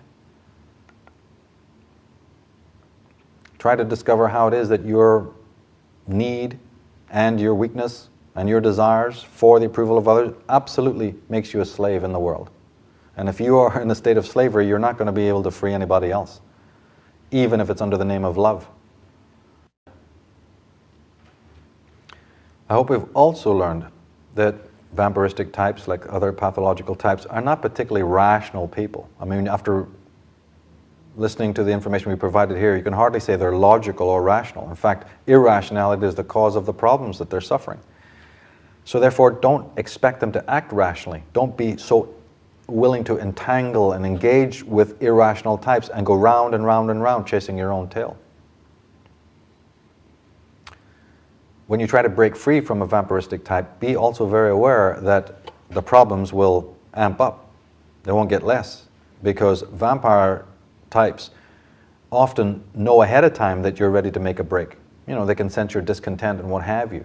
And at that time, they're ready to take out, 15, 16 more, bin bags that they had hidden away in the cover of darkness and dump them in while the going's good. So be very careful about that toxic overload. Be very aware of the fact that they're not going to do the reverse psychology on you. Take a Polaroid of your madness, take a Polaroid of your anger, show it to all their mates, put it in the album, so that when they do a runner, you're standing there going, was it me or was it them? Watch out for that. Disengage. Have your own witnesses. Prepare things. Be clever. Act rationally. Be aware of their profile, their psychology. The guilt tripping that they'll pull on you, and the blame that they put on you, and the pity partying, and the comparisons with you and other people, and so on. There's a whole slew of them we don't have time to go into here. And of course, my personal point with all of this is that under no circumstances ever forgive evil. Save your tears for the victims. I hope this makes sense. Don't send them blessings. Don't send them good feelings to those who are evil and hug them and forgive them and all this nonsense. This is what got you into the problem in the first place. This is what is recommended by a lot of different books out there. And it's certainly not what I recommend. Your lovingness, your caring, your hospitality, and your humanity. Yeah, remember we said the projection of your own virtues onto them brought them in the door. Don't be giving them more of the same. That's not logical. Understand that they don't have any conscience. Don't expect them to change. Remember the princess and the pea? Just keep adding the mattresses. Well, it would be simpler to take away the pea? No? Well, guess not. These people live in the soundproof room of their own narcissism, of their own pleasure principle, and you are as disposable as a truck, a broken truck or a broken soldier in the hands of an infant. So don't become a fixer. It's all about soul retrieval, taking back energetically what they've taken from you. It's about self-exorcism.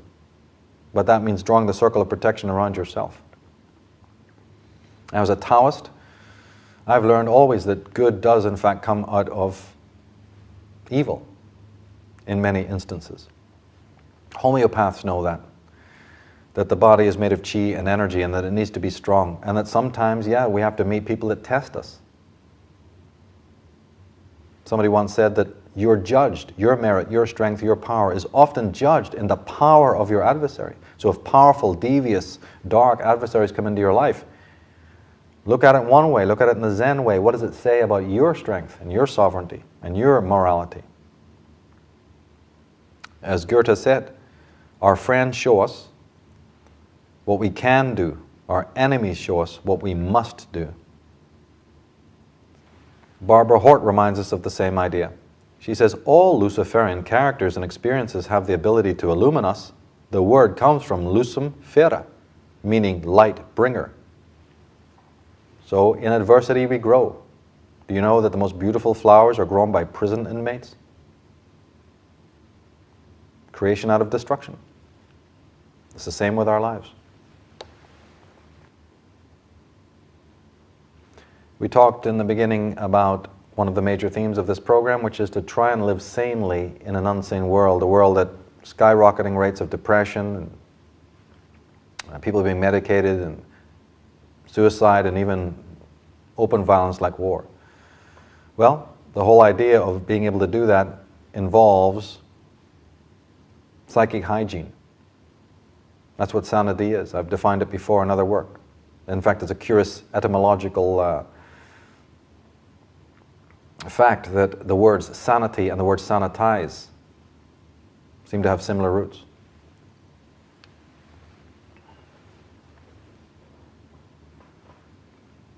Dr. Robert Holden, the founder of the Happiness Project, says that unless you are happy with yourself, you will not be happy with who you are with. Your relationship with yourself sets the tone for every other relationship you have. Eventually, everyone must pay for your own self-hatred. And one final point is that I do foresee, I've been tracking their progress, these low success rates in so many key areas, but I do predict that in a short time, in the near future, hopefully, the medical profession, the healers of the world, are going to have to factor in this concept that we've been talking about and exposing throughout this program, vampirism, this exchange of energy, not just in the traditional one-way mode, but in both ways.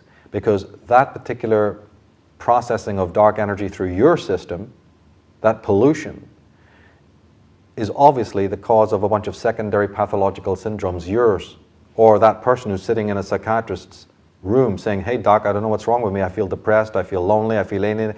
So in other words, there's secondary anxiety, the anxiety that is now being felt throughout the world by decent people all over the world who are being drained and drained and drained in some hideous way by these invisible parasites whose lives seem filled with bounty and abundance and happiness and pleasure. Of course, we know it's all fake and faux and pseudo, but nevertheless, why is it that people have to suffer, the good suffer? We've got to factor this in, and I believe that that is going to happen sooner or later. Joe Slate says, in a recent survey conducted by the author of 82 healthcare professionals, including clinical psychologists, counselors, social workers, and physicians in the southeastern United States, only 8 were familiar with the term psychic vampire, and only 1, a clinical psychologist, reported having treated a victim of psychic vampirism, and in that instance, the patient had already diagnosed her condition before seeking therapy. Carl Goldberg says that we're still not clear why people do the appalling things to each other and to themselves, because psychoanalysts and other clinicians have only treated the symptoms of malevolence, ignorant of its causes. Evil remains elusive, able to exert virtually the same awesome and perplexing power as it always has done. When this step is taken, when healthcare professionals factor in vampirism as here described, it is then that we will, in my opinion, see the beginning of the end of evil.